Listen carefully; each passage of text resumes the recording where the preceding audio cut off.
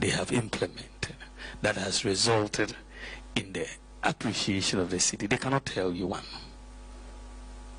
that has been implemented, not sort of talked about, but actually implemented. They cannot tell you one such policy. They only pass their budget in March.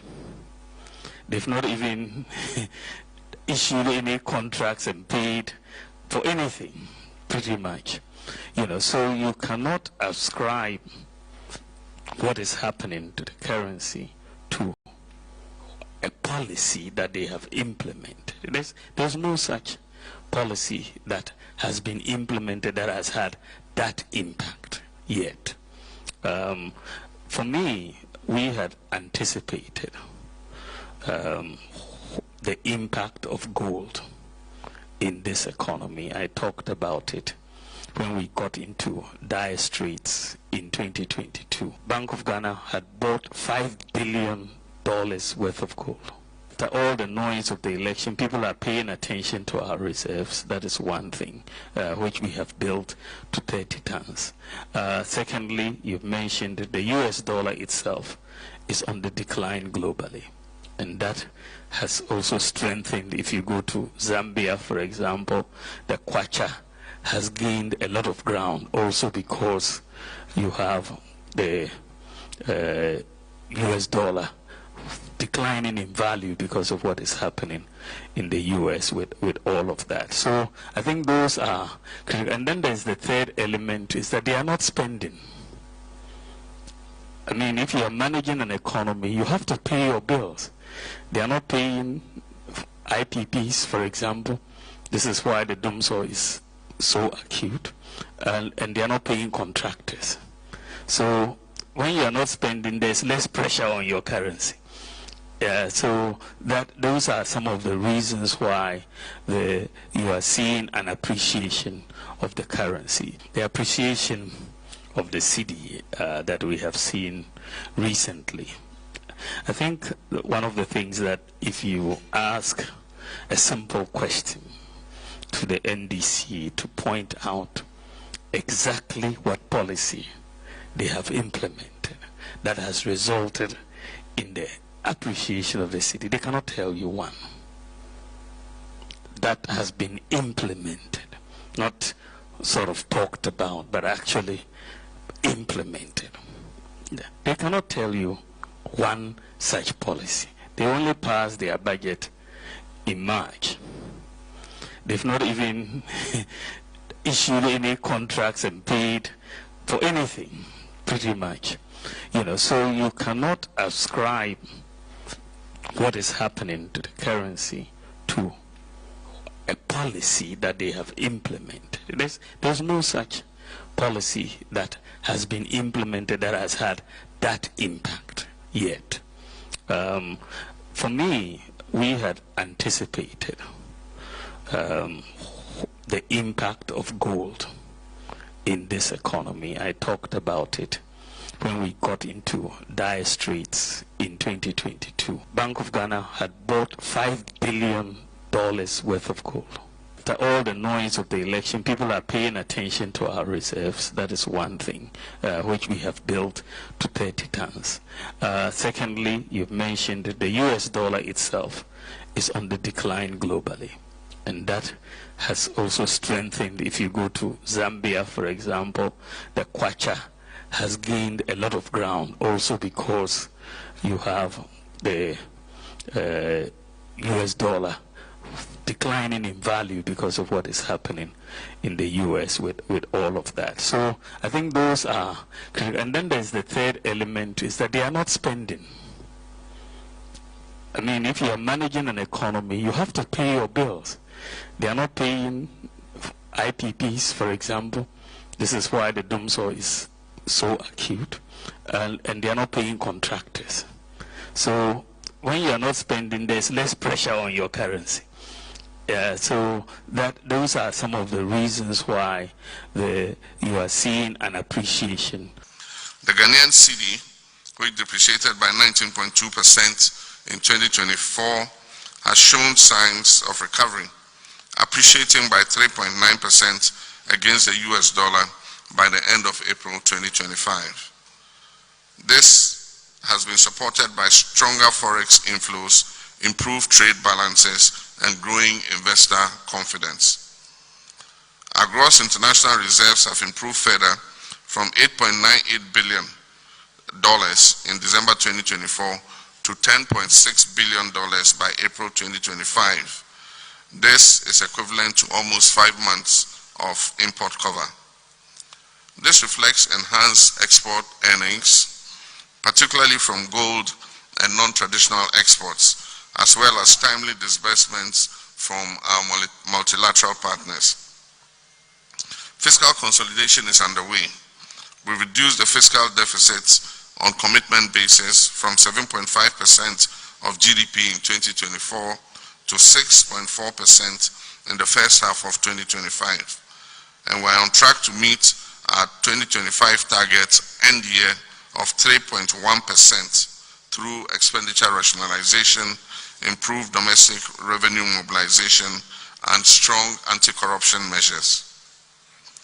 These figures, though early in the year, are clear signs of a disciplined and inclusive economic recovery.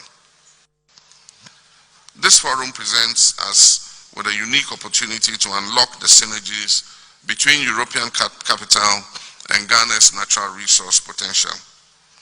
The EU's experience in technology transfer, environmental standards, and precision manufacturing is a natural complement to Ghana's youthful population, abundant natural resources, and our strategic location in West Africa. The African Continental Free Trade Area Agreement opens up opportunities to reach a market of 1.3 billion people on the African continent with a combined GDP of more than $3 trillion.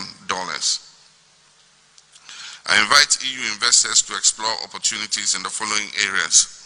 1, in agro-industrial zones, integrated value chains for cocoa, cashew, shea nuts, spices and ginger, and vegetables, where EU expertise in food safety standards. The Mahamana ne ba to force ne finance minister to force won't yes. The government not spending on spent na make a there. Maybe when you me take me time na me decided that metra one day no quarrel here spend this car. Mbo be in trouble. Okay.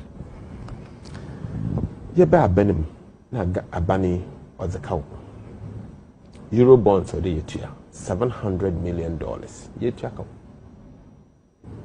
Only nature no.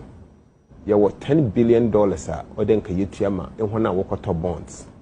Na Ekufuado na brodo omohon haircut and a K. I want to mintu yakauno. 10 billion cedis yetia. Nyanankutiu District Assembly Common Fund Yamohon Sika 2.9 billion cedis. The one from come assemblies in na assemblies in one fenye juma. Ye yonu fiwa ye kwesika Yama SNET Social Security and National Insurance Trust Fund SNET 2.7 billion cedis. Minyo kasi owo SNET ho. O ya me na wo ye pensioner se ye do a on physical SNET ya age ye tuaka. Ye wie no nso Yama Ministry of Energy na other energy sectors no. Sika 9.1 billion cedis. We tum waboa ma ye ni nkanye. And this is for Omuchan Trobebre. Every day, Obie Entra Omuchan. And Rana Jo, somebody in Amo, Omudi Dumso Levy Abba. Dumso Levy. Dumso Levy. So first, and almost E Levy. Nayedi Abba. Omube E Levy, no Mube. And then Omudi Dumso Levy Abba. 80 and then uto 1 liter of petrol 1 cedi no ubetria uto 1,000 cedis of petrol ubetria 83 cedis as tax 11 no usende obi 1,000 momwa ubetria 10 cedis omu and then ubetria 4,000 ubetria 83 cedis for fuel. Look, do you know why the dollar The Cedi is stable. No, I want you to understand. Sir. Do you know why the Cedi is stable? The Cedi is stable not because Dr. Forson at the finance ministry is doing anything special. It's because government is not spending. It's because contractors are not being paid. It's because there's no liquid in the circulating in the economy. I'm not an economist, but this is basic economics. I've been talking to businessmen. A lot of certificates have not been paid since government came into office. Not one. Mainstream government, finance ministry hasn't paid a single soul. What they have been paying, releasing is monies for Jubilee House, fuel for president's car, chief of staff in the car, and a party for walk one up and down. Ebia sikebia himfuba visitor ebia what by a protocol releases, and then maybe other ministries current one expenditure bia will release. But sikankasa abembe release to pay private sector entities who have worked for government. Government has not paid. The Mahamana ne ba to Forson, ne finance minister to force wontia. Yes. The government is not spending. On spent, na make a trend. Maybe when you me take me time and me decided that me try one day no quarry you spend this car. Mbo be in trouble. Okay. You better benim na abani or the cow. Euro bonds for the year $700 million. Ye check out. Only nature no. You were $10 billion or then can you tiama and when I walk out bonds. Na Akwatia na brodo omohon haircut and a K. I want to mean to your account. 10 billion cedis. Yetia. Yanankution. District Assembly Common Fund. Yamohon Sika 2.9 billion cedis. The one from come assemblies in na assemblies in one for Yeduma. Ye yonu fiwa. Ye Chesika Yama SNET Social Security and National Insurance Trust Fund SNET 2.7 billion cedis. Minyo kasi or what senator? Or ya mean our pensioner say ye do man say what's so senator a buying what's on physical massenating. Yaji ye to yakao. Ye we no so Yama Ministry of Energy na other energy sectors no. Sika 9.1 billion cedis. We tum wabua mayeni in Kanye. The Cedi recently has appreciated in value, and it is the result of close coordination between the fiscal and monetary, between the central bank and the Ministry of Finance. And it is based on the forex auction and demand and supply. What happens is the Bank of Ghana does the forex auction, finds out how much cedis are in the system that need forex for to pay various bills and others. And those who want the forex bid on the auction, and the bank strikes the average and takes the cedis and makes the dollars available. And so it's not like somebody is deliberately forcing the dollar down. It is the result of the bids that is finding what the true value of the Cedi is. And I believe that it will arrest where the true value is based on the issues of demand and supply. And so I don't envisage that some people say it will come to one Cedi, $1. No, that's extreme. We'll virtually collapse our export sector if that happened. But I think that the governor of the bank has an eye on it.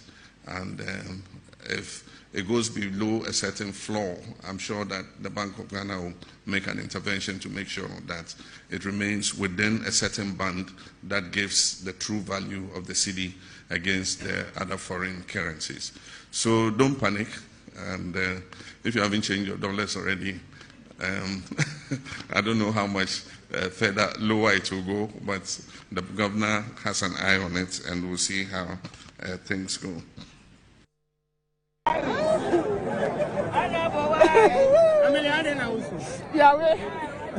Number one,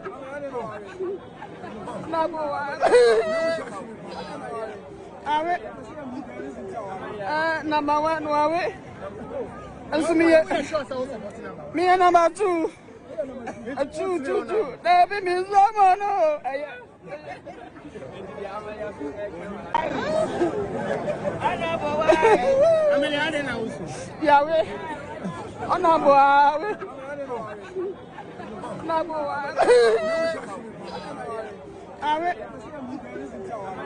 Number one,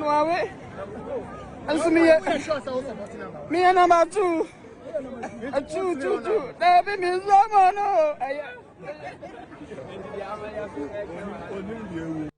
Omuduru one no mo same people t-shirt on am can report t-shirt no mo ka eyezu be ma usuzu what woso za MPP t-shirt na wa sha wo ka eyezu Omuduru one no mo same people t-shirt on am can report t-shirt no mo ka eyezu be ma usuzu what woso za MPP t-shirt na wa sha wo ka eyezu Omuduru one no mo same people t-shirt on am can report t-shirt no mo ka eyezu be ma usuzu what woso za MPP t-shirt na wa sha wo ka eyezu Omuduru one no mo same MPP will be very slim. The margin will not be.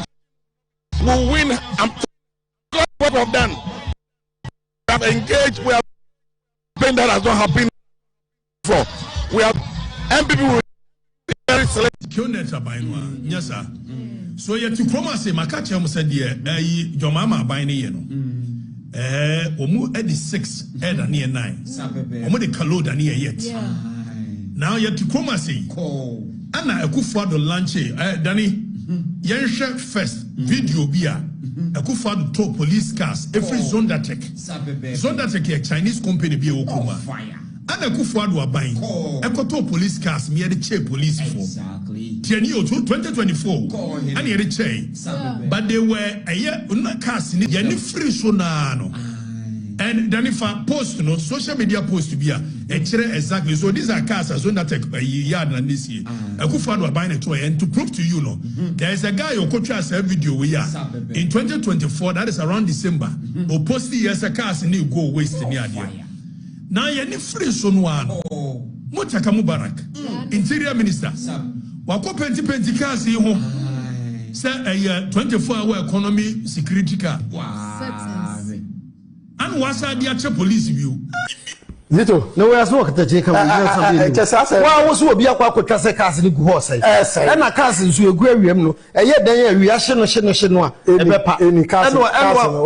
Oh, castle. Who now both futu. And maybe a good woman crash a crowd to be part. Was anyone quack for your worker? Yes, a baby woman, so I beg was means what off from. Nemon, the Swana essay.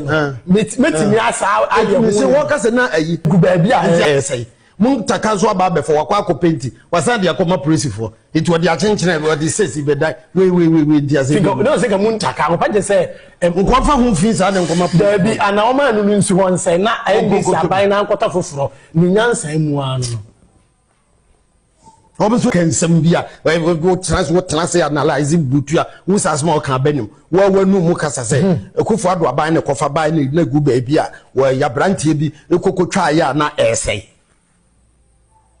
Na ka na go one man say reaction no feel say the police for tin e buy tie na e go penti go for more wo so say don so what dey ase kwanyo Mr. Pombe nya ye busiani e wo poa no wakoto ka abra ahye na busia oto ka de buy no wan fa ma wo no zito ababa ya busia panyini abusiani nya cars and was there because in a good okra may be a ho asay mungoko penti ye betimi dia ye dwumadie foforo bi says ye mfa nkwa ye kura na ye betimi dia kwa afuom but the same abusua na ntu ne ye penti car no ne enye eho enema bi asay ne enye oseventi asay e was okoto car foforo ba na we ni si was because Mr. Pombe na talk so okatache kura ho nyima hin se wo mo hyehye so wo mo teteye na ko no sa nkofo no. Yeah, bro, Zito. $11 million was paid for Pualuku Dam when there was no even sand at the site. Mr. Speaker, I heard the former finance minister saying that His Excellency John Dramani Mahama is terminating and that he's a Terminator 1. Don't worry, you've not seen anything yet. Mr. Speaker, the Pualugu Dam, those who chop that money will be terminated. Mr. Speaker, you see the agenda 111, $400 million. You will account for it. If you don't, termination. Mr. Speaker, you see the most expensive hole that is dug in Accra. Mr. Speaker, you see the cathedral, the most expensive hole in the whole of West Africa. Mr. Speaker, do you know one of the most shameful aspects of that hole? They went to Israel to go and import stone, a huge gravel stone. They carried it, paid money for it to come and put. Are you building voodoo house? Mr. Speaker, that is more than $50 million. Wallahi, termination. We would terminate you if you don't pay that money. Now let me advise you. Those of you who stole money, oral chairman is here, and I am so happy. The fact is, NDC has to be dissolved. You have to be dissolved. It's not by numbers. You have to be dissolved because we are talking about quality numbers. See, our numbers are small, but quality, minority. Mr. Speaker, for this, I respect the Army Sage, but I'll tell them out today. The fact is, NDC has to be dissolved. You have to be dissolved. It's not by numbers. You have to be dissolved because we are talking about quality numbers. See, our numbers are small, but quality, minority. Mr. Speaker, for this, I respect the Army Sage, but I'll tell them out today. The complementary roles of individuals, organizations, and the government in national security is of critical importance.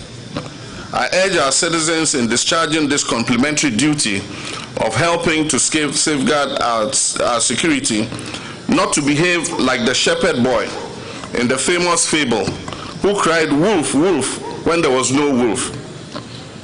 If we behave like that boy either for partisan or parochial interest, we distract the attention of our security services from focusing on their critical job of keeping us safe.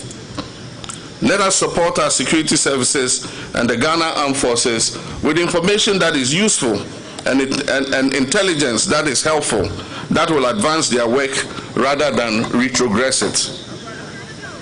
Let me reiterate that we will take all allegations of crime seriously and trigger our security service investigative machinery to go after criminals no matter who they are. But let me state emphatically also that we do not have the resources and time to engage in any game of smoke and mirrors. The Ghana Armed Forces is engaged in several theaters to maintain peace and security in our nation. One major flashpoint continues to be the Boku area. Only 2 days ago, an incident in a marketplace triggered an unfortunate loss of lives and criminal vandalism of property. I wish to emphasize that nobody gains from this situation of conflict and insecurity.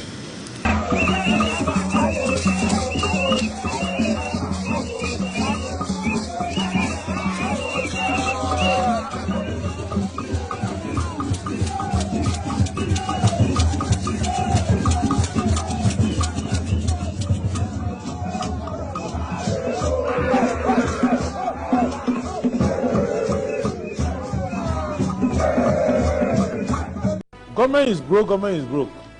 But people are spending billions to go inside the government that is broke. Have you ever seen a minister who resigned because government is broke before? Government has no money. Have you ever seen a governor who said, ladies and gentlemen, when I was elected, I thought the government had money. Now I discover government has no money, I resign. Have you ever seen it? Government has no money, but they are bringing money out at election time. Where is that money coming from? So they are lying. What is happening is that there are two types of wicked people in government. Type 1, they eat current money. Any money they find in government, they will eat it. They are wicked about that one. There is type 2. Type 2, they eat current money and future money. They will say, my term will end next year.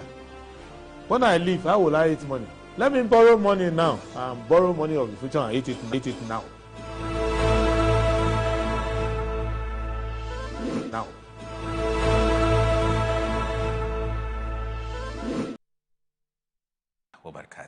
Good morning. And also to 5 on gender. Government clamors for support. There's rising cases of typhoid. Take gender. Government clamors for support. There's rising cases of typhoid. Take sanitation seriously. Magistrates advises Uti region. Rich Bay Chemical Solutions cushions NACOC. The Inquisitor. Clean up Ghana agenda. NSD reloaded. President to relaunch program tomorrow. Government to merge AT Ghana with Telecel. NPA boards inaugurate committees on EV charging points at fuel stations. Vitalis Aye writes on the Dagaba Frafra model for peaceful coexistence. CRC is set to submit draft report. Daily Post. CEO of NPA inaugurates committees on EV charging points in petrol stations. President tasked diplomatic missions with extending research agenda internationally. Government appoints Deputy CEO of Minerals Commission as acting chief executive. CJ Tokono brought her removal upon herself, historian Anoche Frempong.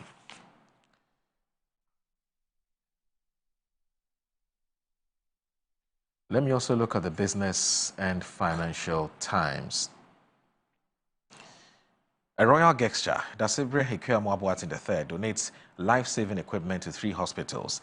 We remain Africa's safest mining investment hub, Lands Minister. Chamber of Mines pushes back on impending mining reforms. AGR raises alarm over looming collapse of rubber processing plants. Government signs deal with ISA to roll out solar irrigation pumps. And there's also GRA embarks on taxation study visit. Diaspora buyers show strong interest in Forest Hill Estate.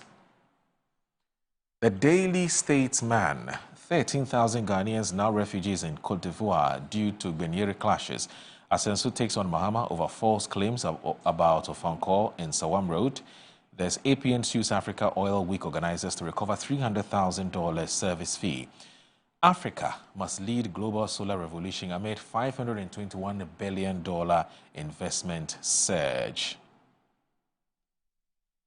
The new weekend crusading guide. Mahama's road show backfires as Asensu Boakye accuses president of misrepresenting facts about Accra-Kumasi Road for political benefit. International Solar Alliance, African leaders unite in Accra to chart pathways for Africa's solar future. And there's also comprehensive review of reparations, history, struggle, politics, and law by Andrew Apia Dankwa.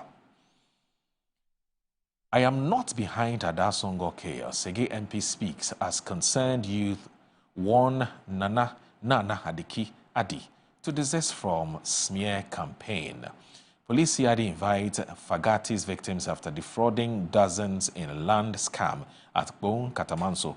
MPP Etiwa Nwabweja, first vice chairman after Akwatia defeat. IGP stresses on proactive policing ensuring peace in Bohle. And Metro Lens, peaceful Akwatia by-elections. Ghanaians international observers hail IGP Yohono. Spring Park swears in new executives. Akwatia by-election largely peaceful and well managed. AEI. All right, so let's look at what Metro TV Online also has.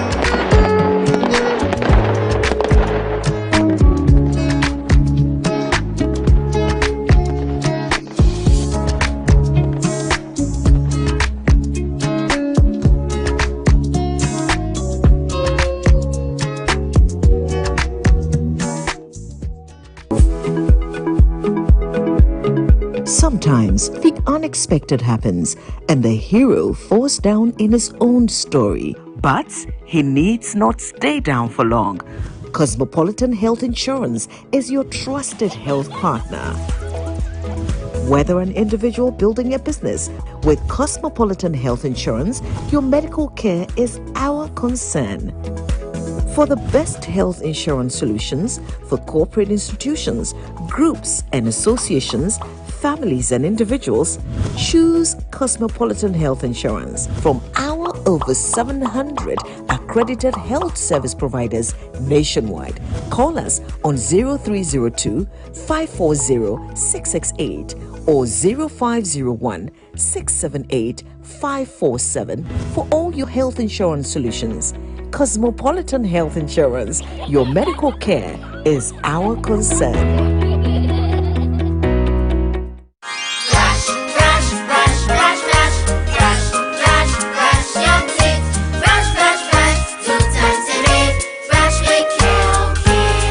Hello, my friends. My name is Calkit Toothpaste. Wow. I was made to be gentle on your gum, but protected. I will protect your teeth from cavity, make your teeth whiter, stronger, keep your mouth fresh all day. And best of all, I'm strawberry flavored. So put on a smile and try me. That's amazing. Just try me. That's my job. If you say so, jump on my brush. Makes your teeth stronger, chicky whiter, chicky stronger. Yay! You did it! I'm glad you like your new toothpaste. Don't forget to brush both day and night. Calkits. Happy smile.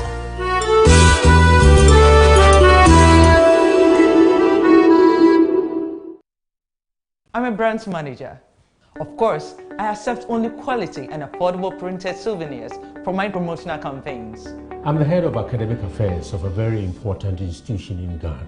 Of course, we only deal with quality, reliable printing companies for our institution's printing materials. I'm talking about appointed time printing. Appointed Time Printings. We take pride in our extensive print scope that transform your ideas into captivating visual masterpieces. We delve into the core objectives and vision of each print project. Precision printing is at the heart of our printing process as we meet your tight deadlines. Our rigorous inspection, color verification, and overall printing excellence are assured. 20 years of printing excellence. It's always a pleasure working with you to create a vibrant, dazzling printing experience that gives you a masterpiece. Appointed Time Printing, your world of quality and affordable printing. Healthy soil is where every great harvest begins. At ACAP, we turn waste into wealth, producing rich organic compost made right here in Ghana for our farmers and our future. Whether you are planting small or big, ACAP compost improves your soil, boosts your yields, and saves you money. Even in your own home garden, give your soil life naturally. ACAP compost, from waste to wealth.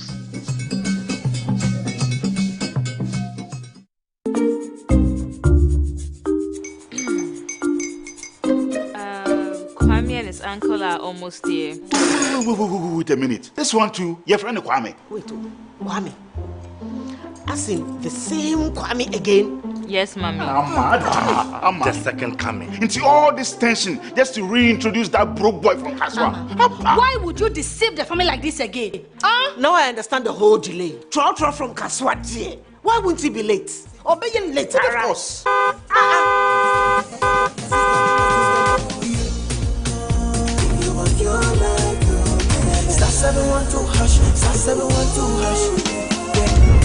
Could be the luckiest, could be from Georgia be luckiest, from not the cause she be luckiest. Yeah, you could be luckiest. No matter why you're lucky, everybody go be that luckiest. That's Kwame! Send your God down for boom. If you put it at so would the coming of the son of man be. Is that his car? Dial star 712 hash. Choose your ticket. Enter your lucky number. Follow the prompts and let destiny handle the rest. This promotion is regulated by the NLA on the Caritas platform.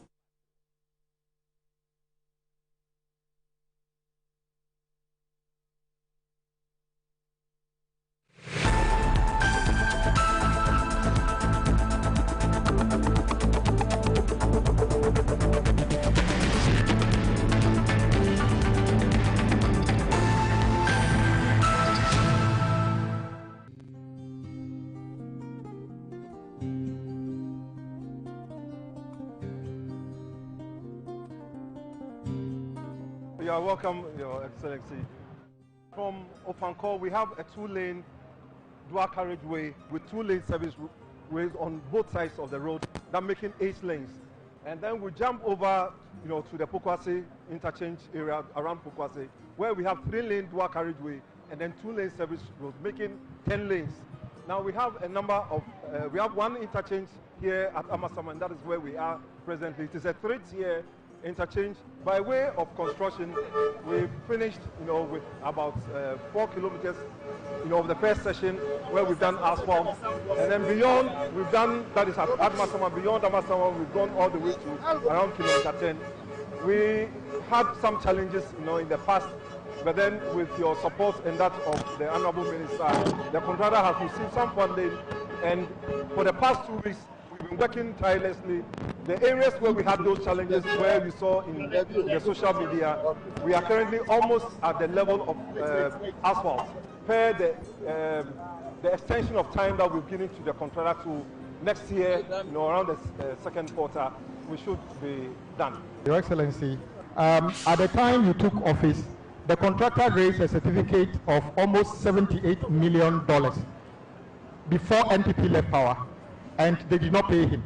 So it was surprising that just after you took office, people were expecting that what they could not do all over that period, you will do it. But guess what, Mr. President, you did it. As of today, Mr. President, every certificate owed the contractor on this project has been paid. There's a major arterial road in the country, because it connects the 2 biggest cities in Ghana. And so any challenges with this contract affect a huge number of commuters because of the heavy traffic that passes through here. And so we were quite concerned about the complaints that were coming from the traveling public.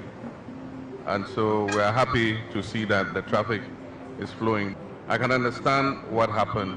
A loan was taken for this project, and I don't understand why the money is finished and the project is not over, and that we're having to come and pay supplementary almost 78 million from government of Ghana funds. So that's something that we need to find out. What really happened? How come the loan that was taken was not enough? Was it that the estimate for the project was not done properly, or what happened? But I can see that drivers are happy now, and I hope that from now till when you finish the project, you maintain a smooth flow of traffic even as you're working, so that you don't impede the flow of traffic. So we'll hold you to your word.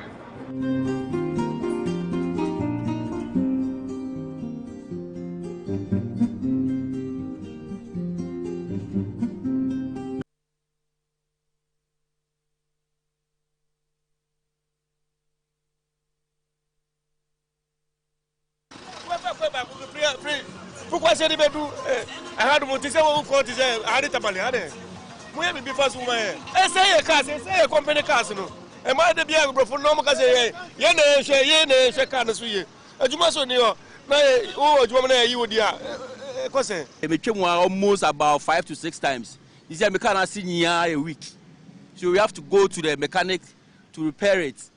Unless somebody road in my and they won't say yes. Now when you're making the trip, we make it in a nice way and a comfortable way. Any commuter on the Accra-Kumasi highway is not new to the heart-wrenching spectacle. From pools to broken down vehicles, dust and bumpy lanes, drivers will always have to carefully maneuver their way through the various locations in Grim. The coach drivers in Ghana also share this plight. They have complained about the continuous breakdown of buses, high cost of maintenance, and long duration in reaching set destinations.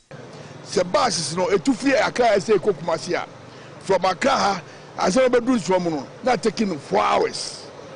I said about I must have my Pokwase 4 hours. Cars were to be Jafaku. 30 minutes move. Maintenance car no air cars no. A bro Yahoo this. Yantimi in fat time enko. Be na say 4 o'clock na yetu awa Accra ha. Ekodrupun kurugo. Be 9 to 9:30. But sisi a yatimi to Accra 4 o'clock. Yababa dubun krugo no be yabaduru 3 to 4. Ebe say road minister say oma contractor na wo ye adwuma na so nti say sel baby no be level amaya fa ho a no munya kwa other parts na me fi say eno ye na say ye ka ti ebe say omo ontu omani no mo mehwe say de kwa na si aye. For some passengers, the bad roads doesn't end with road trips, but impact negatively on their lives. You free Accra, Kumasi aba Accra no. Na me beja my wife ko US. Sina me ba beja na kwan. Ye 2 before 11 enyumre. Ye do Nsawam no na 3 kramboy. Na free Nsawam aba Accra. By through road no ekwan no. Tese kwan nye sama from Nsawam to Pokwase keke. Eboy anapa 8 AM na ntumi bedu ye. Because of that, internal my wife makes it flight no. Enna me beja makola aba akokwan. Nye bedru Nsawam junction nyasem ke 20 yema. Eboye delay. Tiesa banya dabroma. Wa moye yes no. Yekoto jogu form.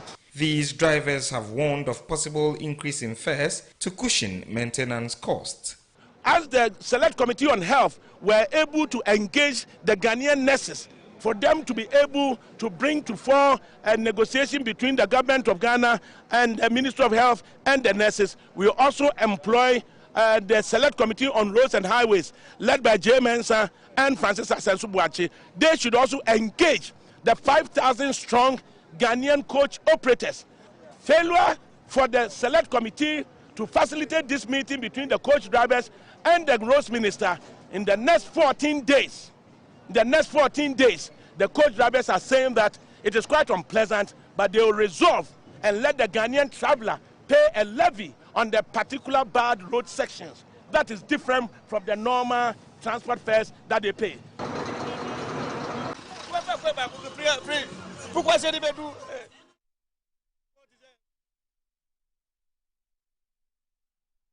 You're live on Good Morning Ghana on Metro Television. My name is Audu Moro. It's a Friday. Again, it's to remind my Muslim Ummah that let's meet at the mosque at 12:30. It's extremely important. Anyway, so my guests are seated here, and one of them is here. I'm talking about the man, Al-Hassan Suhini. He's Honorable Member of Parliament for the people of Tamale North, or the good people of Tamale North, and also Deputy Minister for Roads and Highways. And he's a journalist too, so don't be surprised if he decides to interview me instead of the other way around. Good morning, my brother. It's good to always have you join us on the show. A pleasure, my brother. Good morning to you and Juma Mubarak. And Juma Mubarak. And I like your watch. It's beautiful. Yeah. Yeah, it's very nice. I want to have you as a friend. Now, what is my problem now? I don't know how I contributed to this one. Oh, how? But it's a pleasure to have you as a brother and a friend. I know you are a very modest friend. So even when you treat your friends well, you don't want us to say it. Hey, Moro. But we're grateful. We're thankful for little mercies. We thank God for our lives. Yes. Anyway, the weekend is coming up. The weekend is coming up. How do you usually spend your weekend? You're always in the constituency. Not always. When I have the chance, okay, I do that. I try to do that every other week. But sometimes the nature of the demands of the constituency is such that you end up doing it every other weekend. Okay. You know, but I try to do at least every 2 weeks. You know, but sometimes too, the demands in the city, Accra, doesn't allow you to go to the constituency. But yes, every now and then you meet the obligations of being a member of parliament and now Deputy Minister of Roads, either in the country, in the city, or in the constituency during weekends. And you also try to make time to share, you know, some good time with your family, because it's also very important, especially with kids around. You need to always be conscious about spending some time with them and being in their lives. So the weekend tend to very unpredictable sometimes. But you just prioritize the events as and when they come up, and make sure that you don't leave the family out and the constituency I keep saying that you're one of those politicians that exemplify the classic case of the popular saying that if you want to be a successful politician, you must be resourceful. And oftentimes people confuse being resourceful to mean that you're rich. Right. And it has to do with more to do with your social capital. Because I noticed that you became a member of parliament even when your party was in opposition, I believe I got that correctly. But I became a member of parliament under John Want. In the year that my party went into opposition. Exactly. Yes, that's and true. For some reason, you are always able to attract support to do all manner of things in your constituency. I see gutters, I see schools being built, clinics being built, always providing water. How do you do it? Moro, today maybe I'll tell you. You're right. I thank God for his mercies and the opportunities that he has bestowed upon me. You made reference to the social capital that you cannot, take God out of the equation, but it's available to me. And I think I built that over the years working in the media. And I'll tell you, for example, that when I won to become a member of parliament in 2016, a lot of my critics at the time said, well, he's going to fail. After all, John Mahama was his anchor, and John Mahama is in opposition now. So we'll see how he will be able to handle the constituency. He will crumble. He will not be able to carry the load, And it came to me as a challenge, honestly. I mean, when I heard those predictions and those, I'll call them doomsday predictions. Yeah. I saw it as a challenge to dig deep and to prove the critics wrong.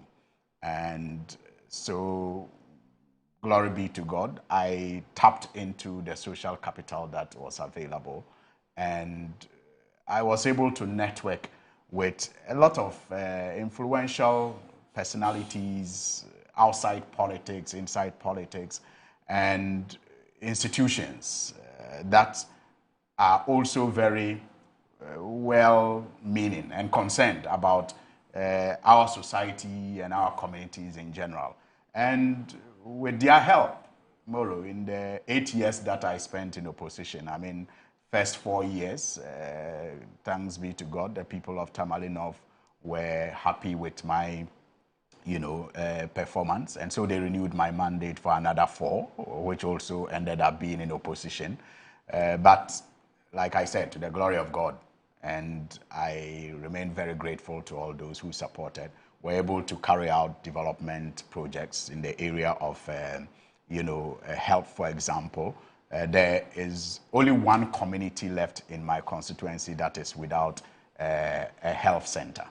And these health centers that I constructed, about 5 of them, came with accommodation facilities, came with water systems, and apart from the facilities that I constructed, I also ensured that all the ones that I came to meet that needed rehabilitation got rehabilitated.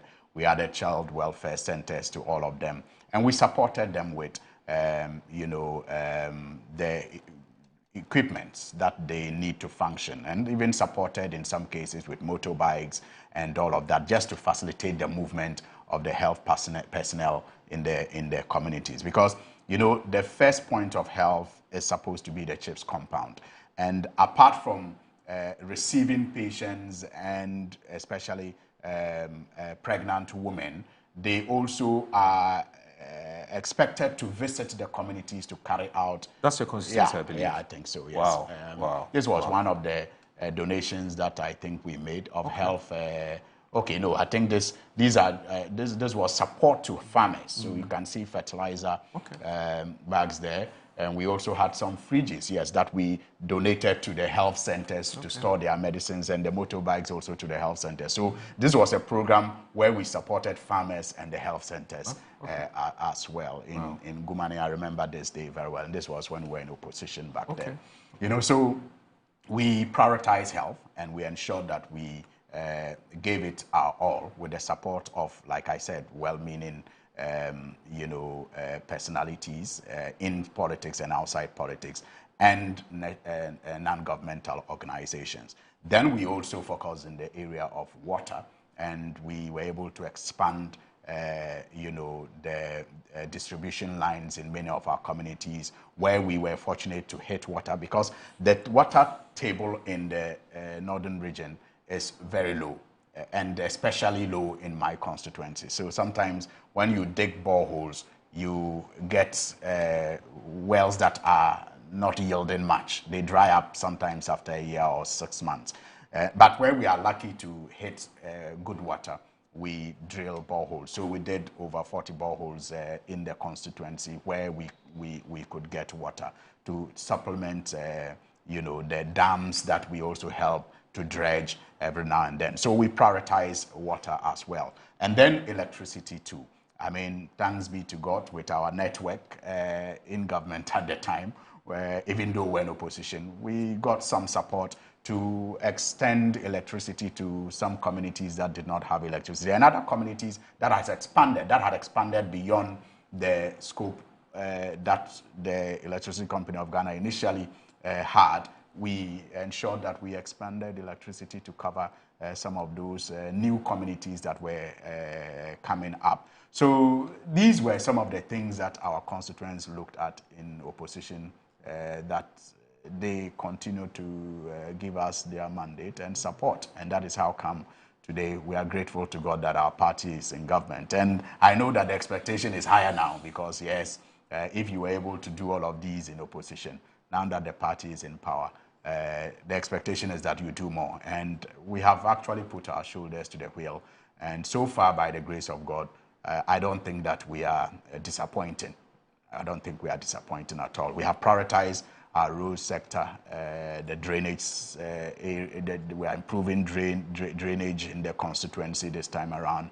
And we are also prioritizing youth employment and the empowerment of women. So that's our focus this year. I'm just grateful to God and all those who helped me to succeed in the last 8 years, because the prediction and the expectation for me to fail was very high.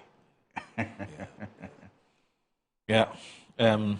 So that which looked like a doomsday prophecy turned out to be it was a good challenge. It was a good challenge, and I think that it also prepared me for today. I mean, perhaps if I had become a member of parliament with my government in power, for example, some of the things I know about parliament now, perhaps I may not have known. I may not have had the time to sit in parliament and learn parliamentary procedure and all of that.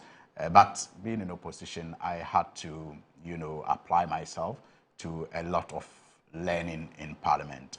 And I think that it has served me well. It also challenged me to dig deep and to discover things I didn't know I was even capable of doing, because in opposition, you need to be very, very ingenious, when it comes to resolving problems that come up as a member of parliament in your constituency.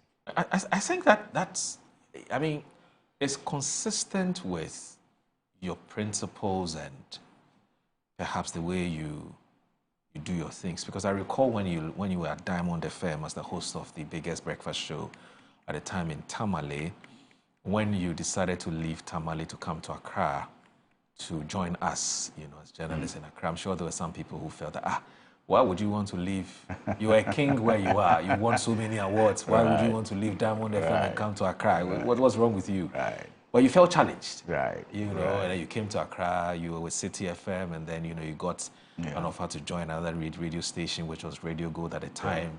And I know who pulled those plugs, but I'm not going to mention the person's name. You went to good, and I think that the story and the success story, I mean, is there for everybody to see, the number of awards that you chuck for Radio Gold, etc. Yeah. But your story also for me brings to the fore another matter which I'd want to run by you. You know, during the Akwatia by-elections, your senior brother and your colleague in Parliament, Collins Dauda, then said that, look, Akwatia people, if you want development, then vote for a candidate. Okay. So that's the man in your shot. Yes. Those were the Diamond FM days. Charlie, you were a big man. No, you were a big man. When I used to wear suits. I'm telling you. And sometimes tie. Yeah. No, not a big man. It was a big man. I mean, look at the suit. Where are you getting all these pictures from? No, but you know the person behind this. No surprise, Annie. Annie, Charlie. She can dig. No, but this is nice. That's a nice surprise. So I had no idea she was doing her digging. You know, wow. Do you recall which year was this? This, I don't. I think 204, 205. Yeah, it may have been I left Tamale in 205, 206. And that's when I joined. CTM had just set up fresh. And you were the star. Oh, how? That showed me around the city. I beg you. I only found coupe. Charlie, the Hyundai scoop. The Hyundai scoop. Charlie, I remember. Those were the beginnings. I remember we had an incident on the... I know. Should I talk about Charlie, it? The car go bend. Just say the thing, Charlie, the car go bend. You know, on the Nima Highway one. Charlie. Easy, yeah. Come and see me in Sweden with the push car, You know, but you're right. I mean, in all of this, I continue to say you can't take the God factor out. But it also tells a story of the need to move sometimes. I mean, don't be too comfortable. You know, the comfort zone can be very tempting to stay in. But yes, you are right. I mean, at the time that I was leaving Tamale, many of my friends questioned, you know, my motives because, like you said, I was the king of radio in Tamale at the time, won all the awards, but I just decided that I wanted a new challenge. And so I moved to Accra, and then thanks be to God, Cedi accepted me because I used to report as a regional reporter. And you guys were fantastic. You are amazing. I mean, you gave me an amazing welcome and made it very easy for me to settle in. And before long, Metro TV came around, and I did, many people here may not know, but I worked here a bit before I moved to Radio Gold and settled at Radio Gold. And at Radio Gold, it got to that point, I think that was around 2015 also, when I started feeling like, oh, look, I've done it all here. I want something new. I want something, you know, more challenging. And at the time, many friends, even before then, many friends had come to me to say, why don't you go into full-time politics? Why don't you do full-time politics? It was beginning to look like I was being too known, you know, rejecting their calls. So when I looked for something new to do, I thought to myself, why don't you try this politics thing? If you don't win, at least people will stop bothering you about going into politics. And here I am. I went, I tried, and the people accepted me to be their representative. And I've been working with them. I must say that I've been very lucky. Yes, hard work counts, but I've been very lucky with the kind of executives, the kind of constituents that I have had to work with in the Tamale North constituency. They are very supportive. They are very uplifting. They come with you know, ideas that they are willing to support you to achieve, and it makes it very easy. It makes it what do I call, very fulfilling sometimes to work with the people of Tamale North, and I am forever grateful for their support. The chiefs, you know, are never short of advice. They are never short of encouragement. The imams are always praying for you, and I don't take all of that for granted at all. I think that it's been very, very, very worth the while. And I thank God that I took that, decision to choose to represent them. Yeah. You know, I was talking about this issue of, as an MP, how easy or difficult it is to lobby for projects in your constituency. So, and I'm asking you this question on the back of some comments that was made by Collins Dowda, which has been, looks like roundly condemned by both the MPP and some critics, may not necessarily be partisan people.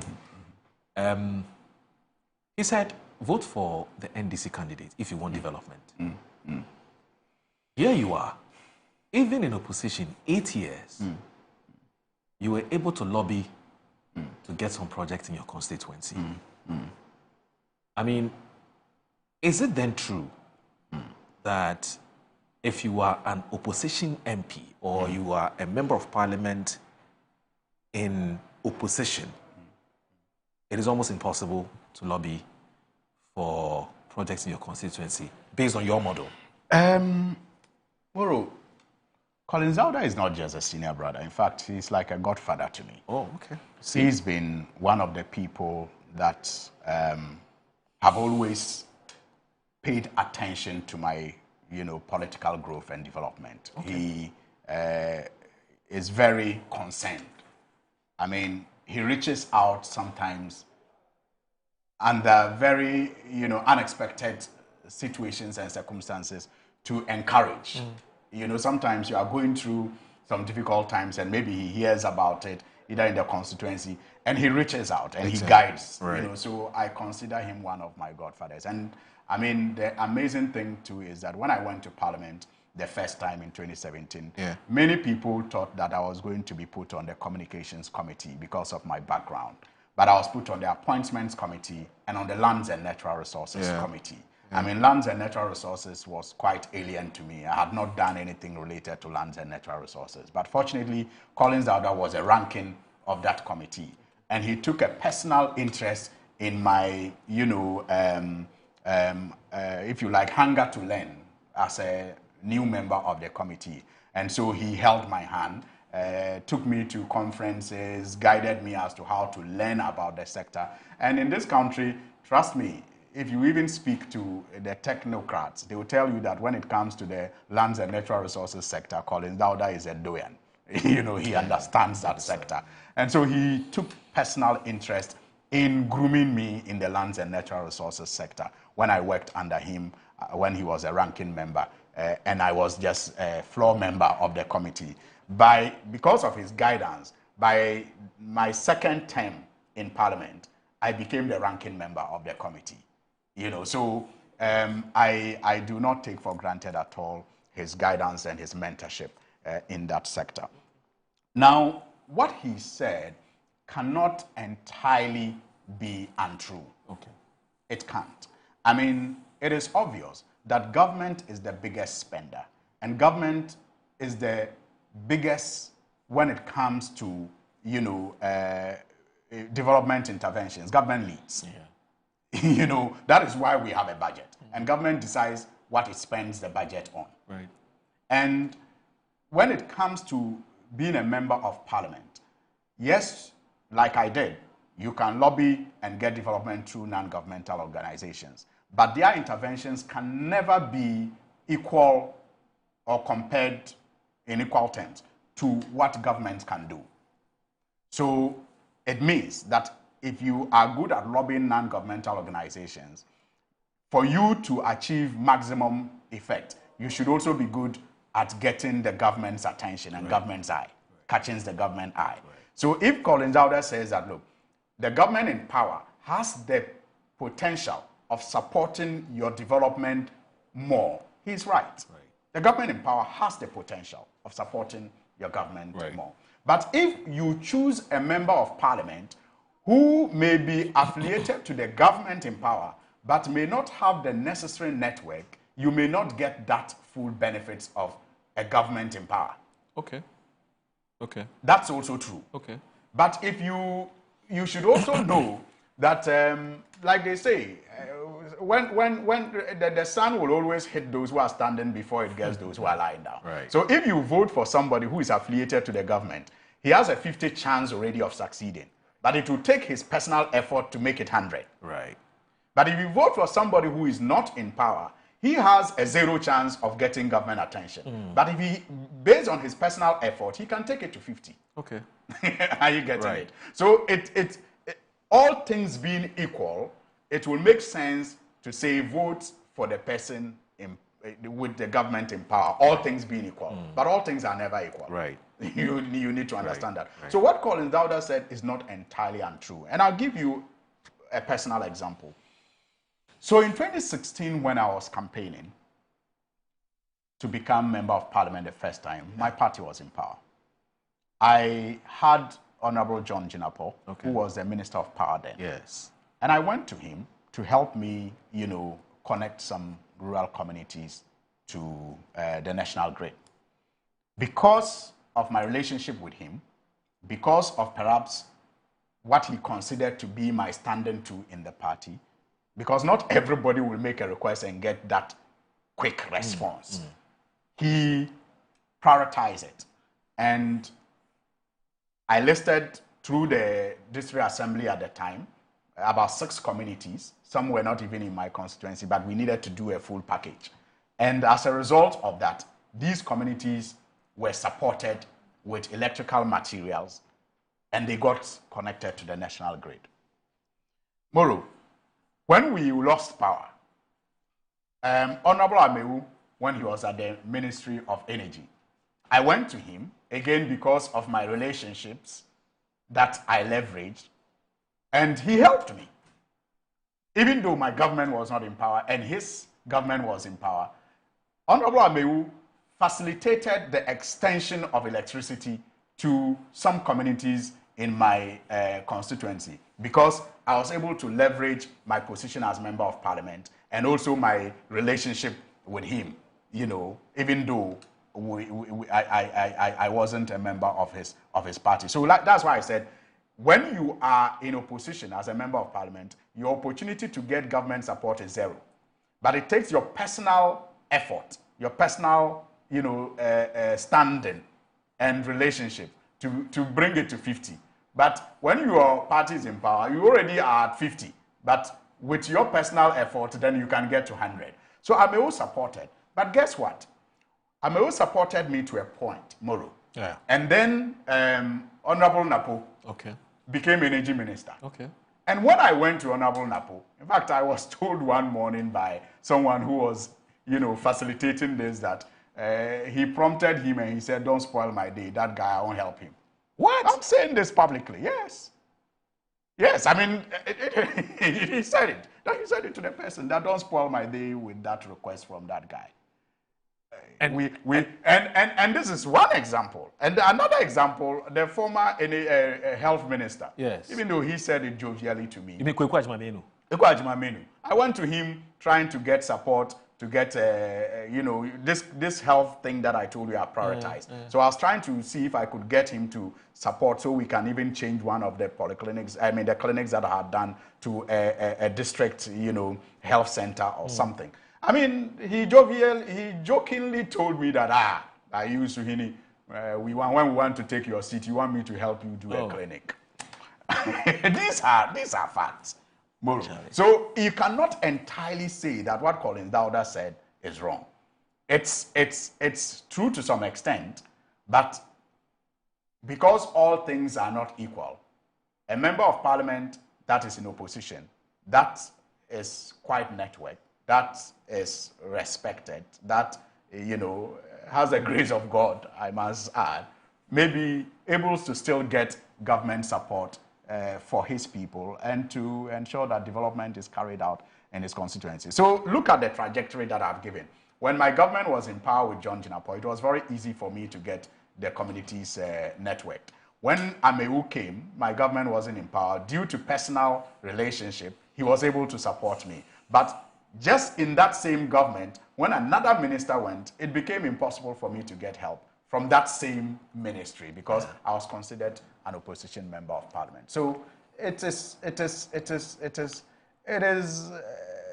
right for Colin Dowda to say that all things being equal, you should vote for the person whose government is in power. If your focus is development, because all things being equal, government is the biggest when it comes to leading in the provision of development. I know that your wish, I think that your wish, and perhaps the wish of all Ghanaians would be that we move away from that type of politics, isn't it?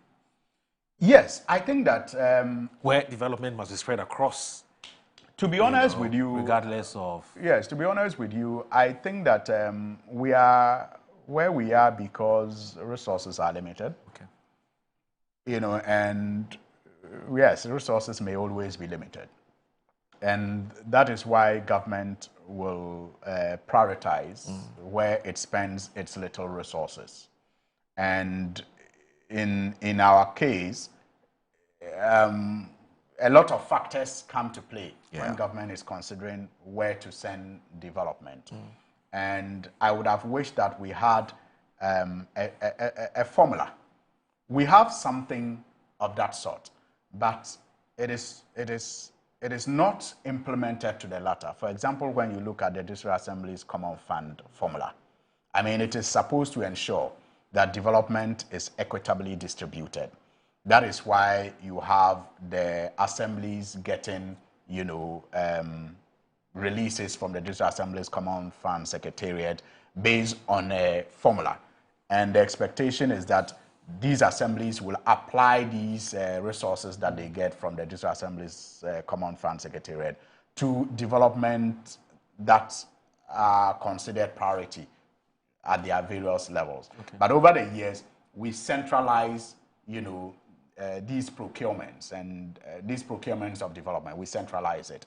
And sometimes we even gave projects and materials to assemblies that didn't need it, because we just did the procurement here in Accra and decided that every assembly should get a grader, every assembly should get a bulldozer, even if that wasn't their priority at the time. Right. But what we are doing currently, I'm sure, is to help make development equitable.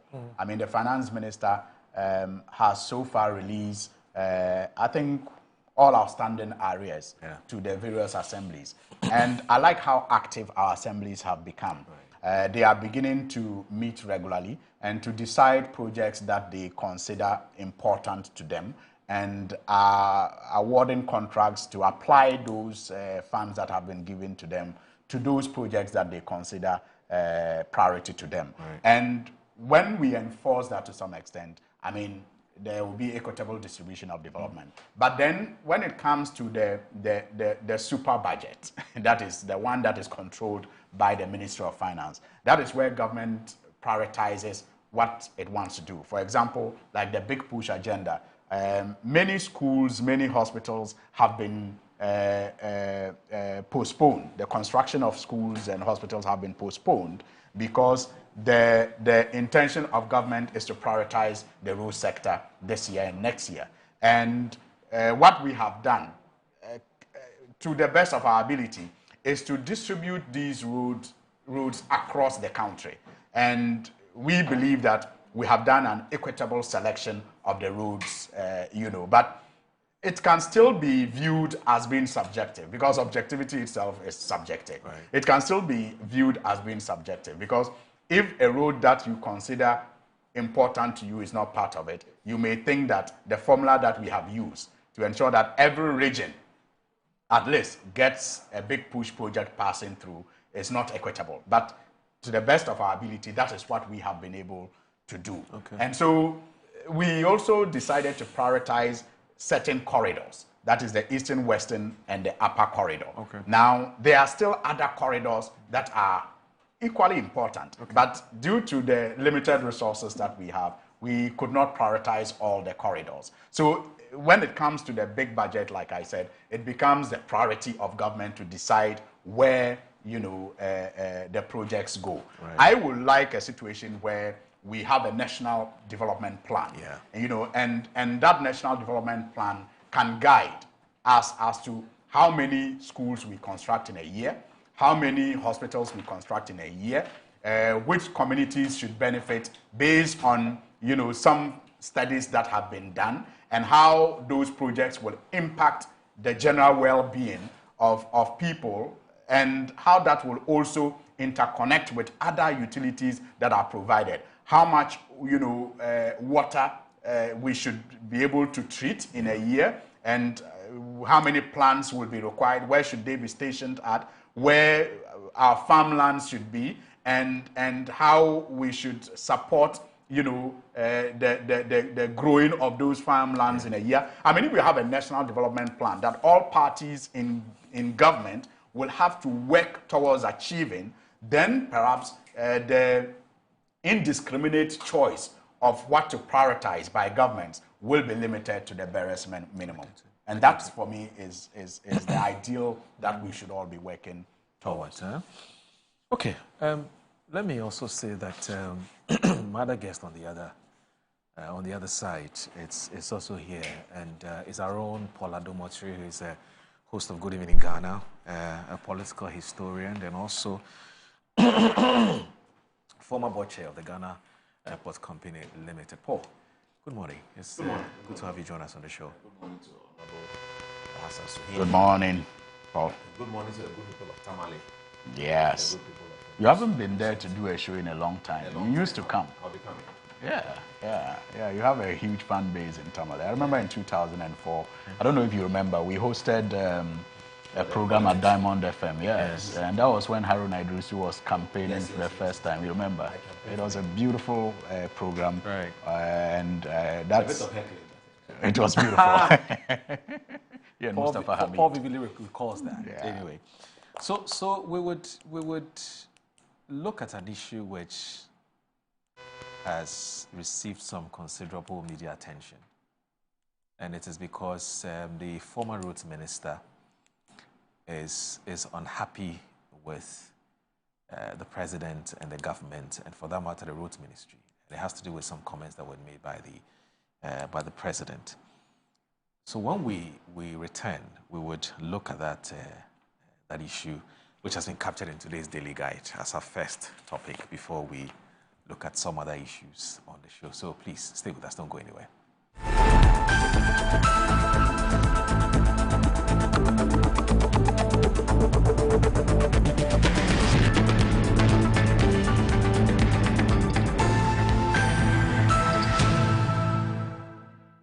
Are you a headmaster, headmistress, parent, teacher, or an educator looking for high-quality textbooks for preschool, primary, and junior high school students?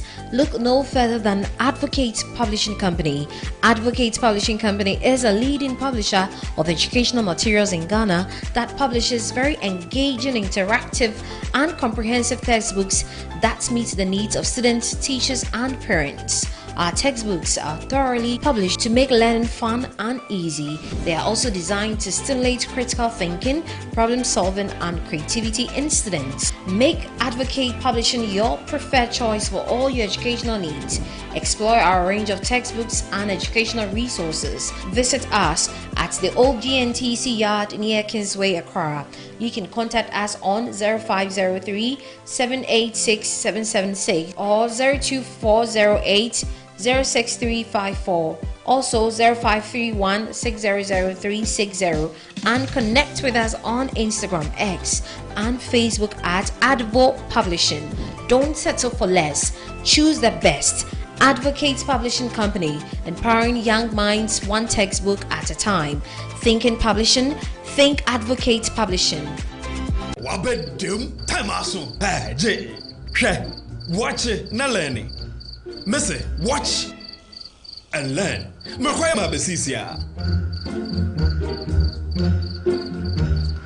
Abozege. Akache say no ya konate and the more drink woman. Hey. But I didn't mean. Oh, sorry. She knew her old days. Eji. Dabio, baby wom. Ready.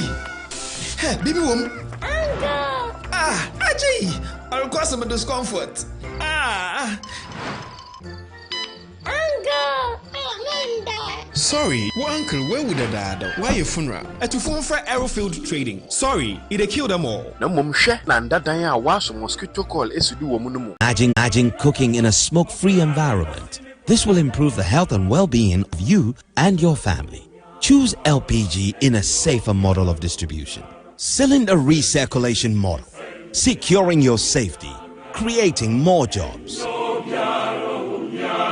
A message from the National Petroleum Authority under the patronage of the Ministry of Energy. So congratulations to you and everybody that won on the bonus tickets. Okay, yes, we hope that next year you get on the luckiest again and win bigger than you won this time. Okay, so congratulations. Yes, wow, from the luckiest to you as one of the winners on this ticket. So congratulations.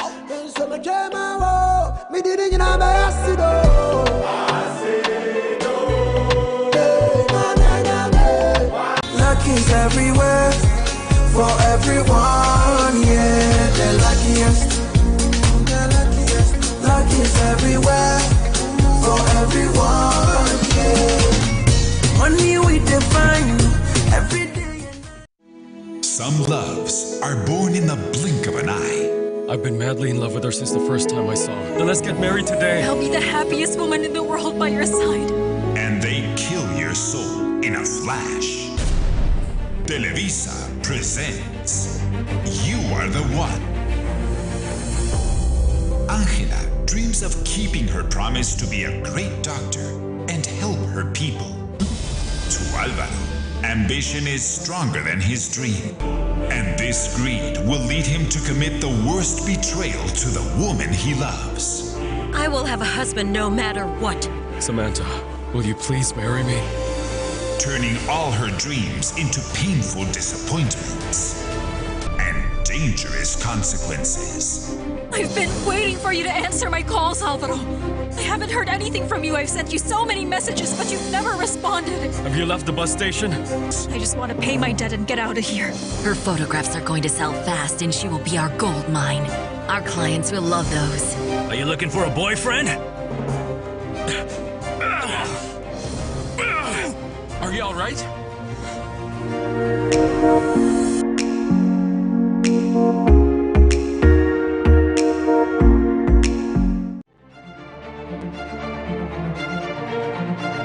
Smart, bold, unapologetic. This is Annie Ampafo.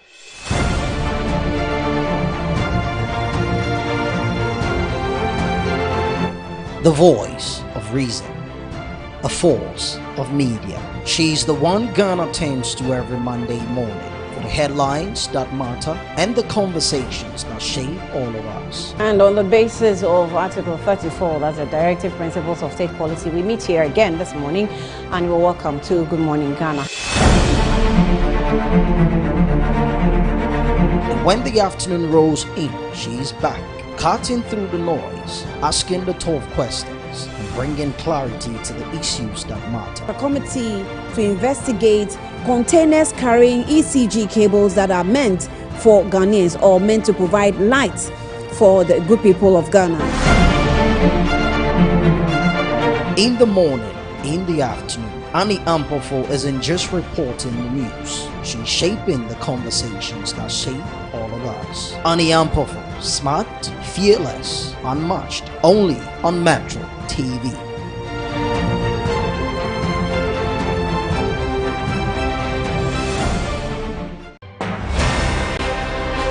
When the day ends, the real stories begin.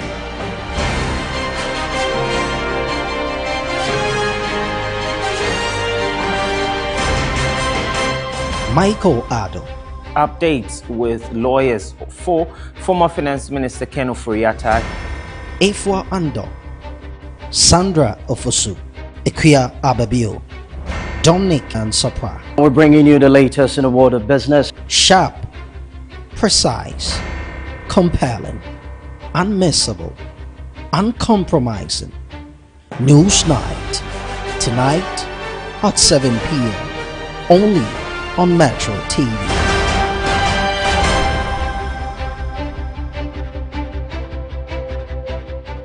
This Saturday on Cook Africa, financials are going to meet with the cutleries and the knives in the kitchen. So if you are to choose one, football and tennis, which one will you choose? I'll choose tennis. I like my balls a bit smaller, you know. Whoa! Educate me. When you play football, your balls become... No, I mean the tennis balls are smaller than the footballs, right? Are you a mommy's boy? I love my mom. I don't think I'm a mommy's boy. You know, like they say, Catch me live in the kitchen with Samuel Willie Appiah, popularly known as Nana Bafo, the manager for financial analysis ECG, as we cook your favorite jollof, yes, Ghana jollof. So catch us live exactly 5 p.m. on Metro TV this Saturday.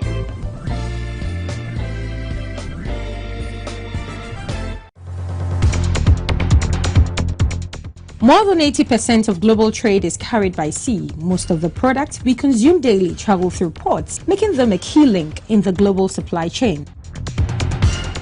The Ghana Ports and Harbours Authority is committed to ensuring the enhancement, resilience and sustainability of port infrastructure and maritime trade. Get to know which vessel is bringing your goods, how much duty you are required to pay and how quickly you can clear your goods from the ports of Ghana. We ask the relevant questions and elicit responses from the appropriate authorities. We interact with you via our social media platforms and put your queries across to the expert. Iron Port shows this and every Sunday live on Metro TV at 5:30 p.m. Iron Port is proudly brought to you by and powered by the Ghana Ports and Harbours Authority. Iron Port, transparency in doing business and building nation.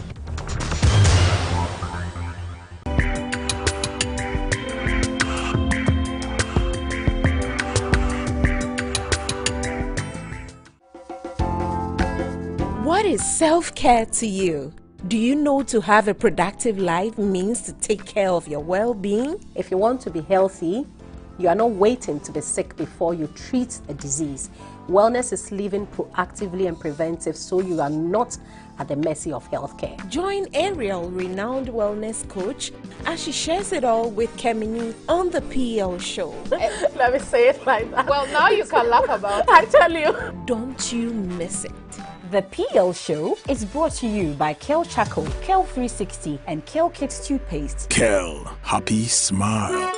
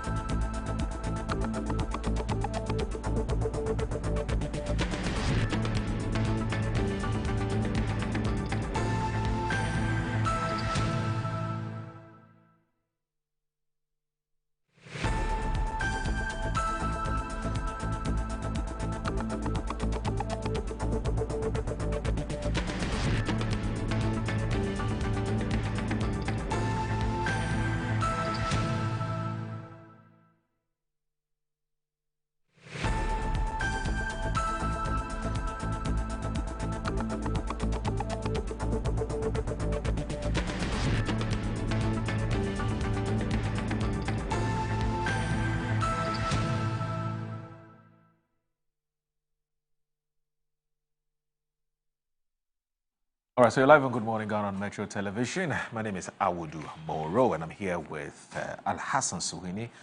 He's the Member of Parliament for the people of Tamale North and also Deputy Minister in charge of Roads and Highways, and also Paul Adomotri, host of Good Evening Ghana, and also a political historian, former board chair of Ghana Airport Company Limited. So let's do this quickly with you, Alassane, before we kickstart with our next conversation. Now, I see a story in today's Daily Guide, and the story is on page 3. It says Now, Ernest Kofi says, ranking member on the Roads and Transportation Committee, Kennedy Elsa-Nyako, has dismissed suggestions of financial mismanagement in the execution of the Ofankor-Nsawam road project, insisting that government financing arrangements have been transparent and well documented.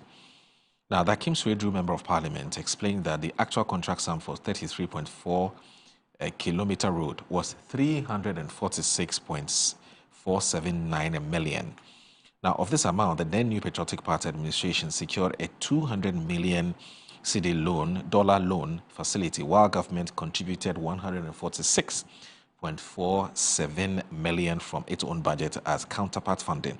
Now, quoting the Auditor General's report, Mr. Osenyako stressed that about 70% of the total contract sum, equivalent to $241 million had already been paid to the contractor before the previous NPP administration left office. So 241, that's what he says.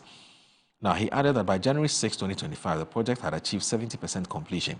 The facts remain that Ofankor-Nsawam Road is progressing, and despite the delays caused by litigation, work is nearing completion. The MP further explained that the original completion date of July 2024 was missed due to over 80 lawsuits from individuals affected by the demolition of structures along the right-of-way. Some obtained injunctions to stop the contractor, while others challenged the compensation offered in court. These suits stalled progress and shifted the timeline, he explained. Now, he noted that most of the cases were resolved by the end of June this year, paving the way for accelerated work. His explanation comes after President John Dramani Mahama, during an inspection of the road on Wednesday, questioned the use of funds for the project. Now, I quote the president: "A loan was taken for this project, and I don't understand why the money is finished, but the project is not over. We are now having to pay an additional 78 million cedis from government funds. We need to find out what really happened, whether the estimates were wrong or something else went wrong." The Ofankor-Nsawam Road is considered one of the country's most critical transport corridors, linking Accra to Kumasi and serving as major routes for commuters and trade. Its completion is expected to ease congestion and boost economic activity between the country's two largest cities. So, as your capacity as Deputy Roads and Highways Minister, what do you have to say about this back and forth between the members of the Roads Committee and that of the government with regards to the funding, how much money has been paid during the previous administration, how much you have had to pay, what you inherited, and so on and so forth? And then you can bring us up to speed on, how soon this project would be done or would be completed. Conversation and the tangent is taken is much ado about nothing. Okay. Completely much ado about nothing. The project was started in 2022, and it was supposed to have been handed over in 2024.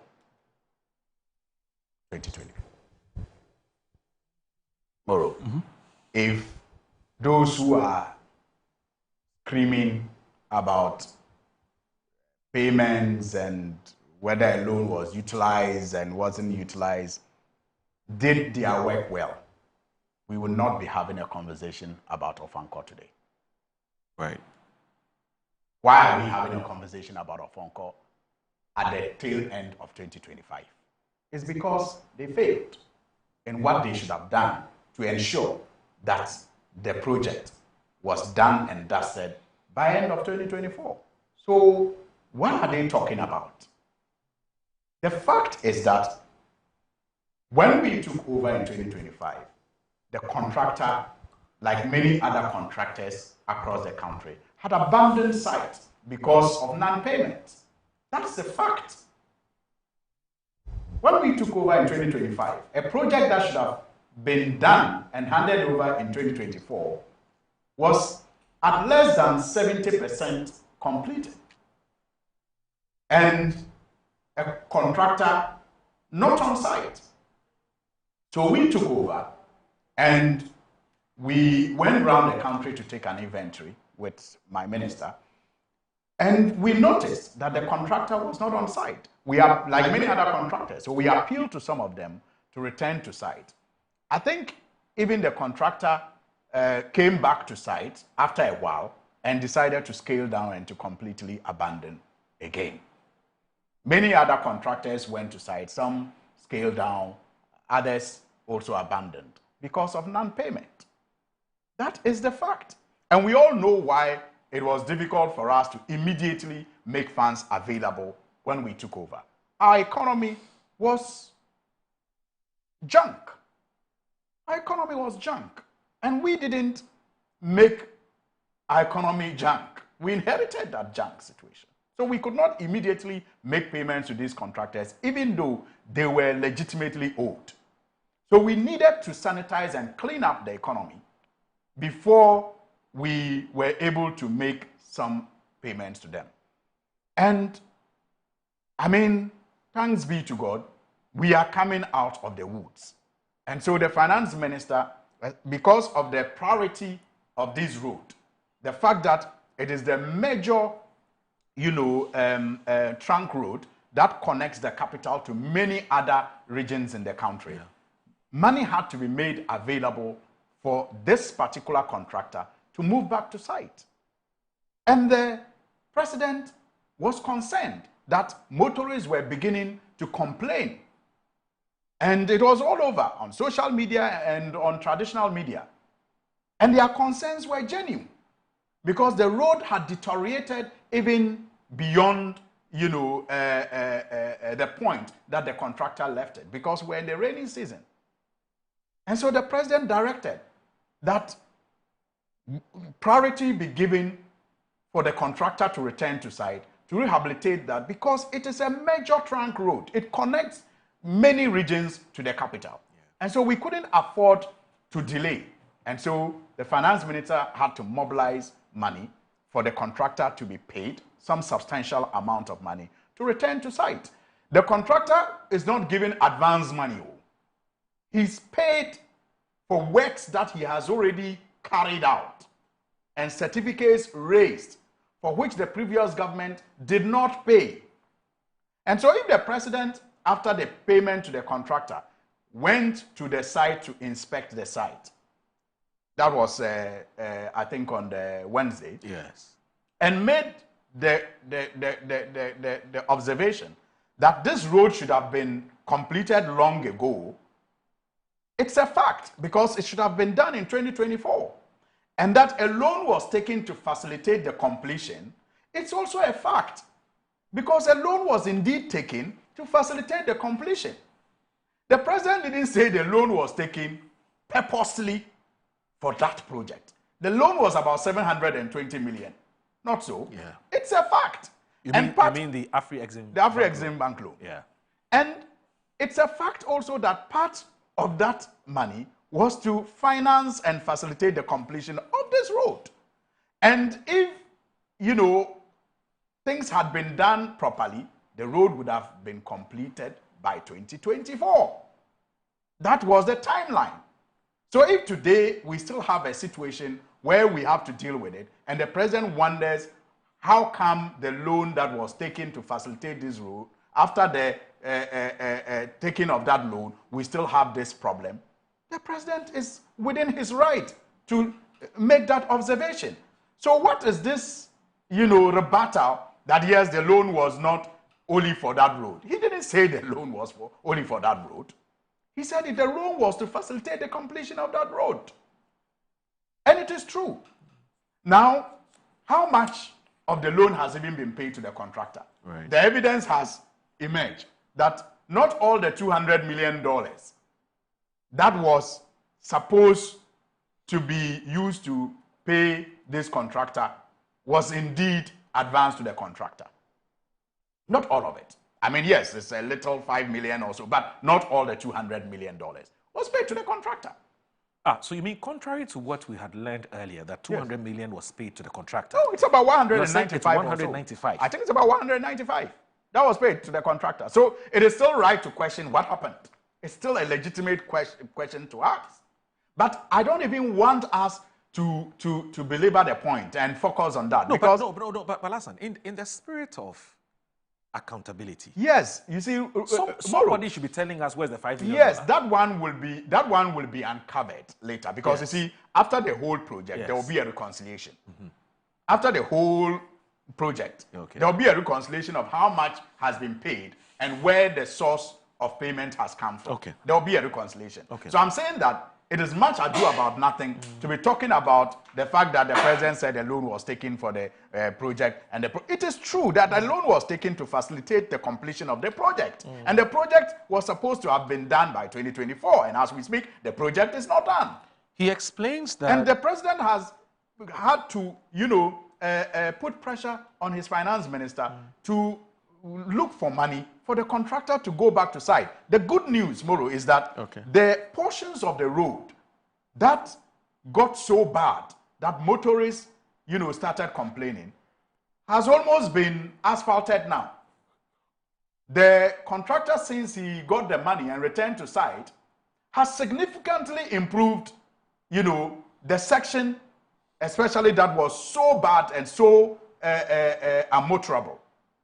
And he's progressing steadily at about 75% completion point as we speak.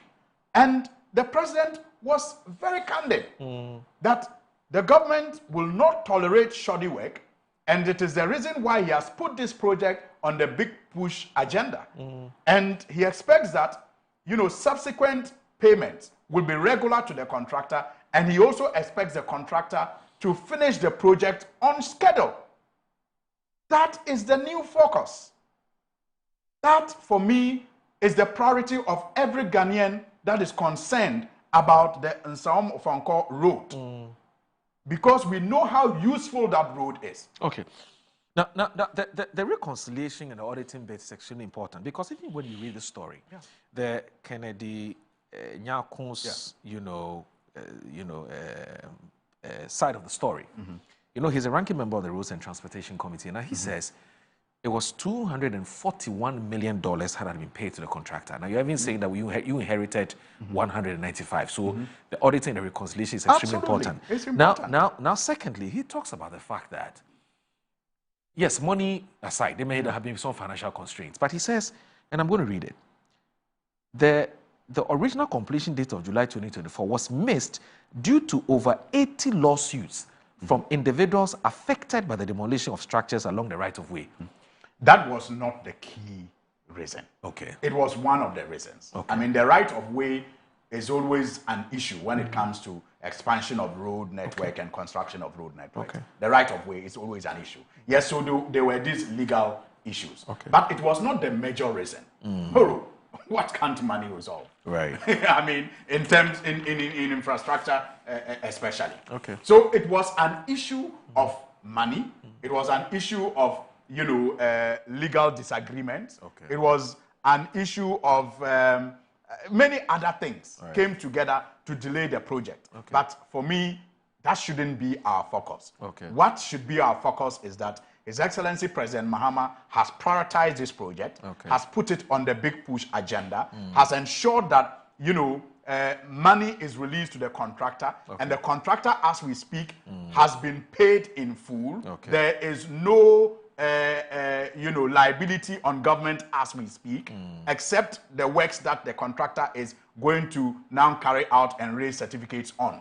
And he has indicated to the contractor that he will make sure that there is regular payment to the contractor because of the fact that this project has now been put under the big push agenda. And he will not also tolerate shoddy work from the contractor, and he will not tolerate the missing of the timeline. When the project is completed, we can now do the financial, reconciliation and find out where the sources of fund came from and whether there was a shortfall and who to hold responsible for any shortfalls if there are any. Okay. So I guess that the matter has been settled and you have explained your side of the story. I think that we're all on there. I'm sure that our viewers and Ghanaians are on the same page as far as these projects are concerned. In fact, I had intentions of talking to you about other projects, but because of time is not our best friend now, so we'll move ahead and look at some other issues. So, before Paul joined us, you and I were talking about Akwatia, and I cited the example of what Collins Dowda said about, look, vote for this MP, vote for the NDC MP if you want development. Yes, sorry, the NDC candidate if you want development, and you explained what the MP, what Collins Dowda meant by that, and the reality of our politics, the reality of our times.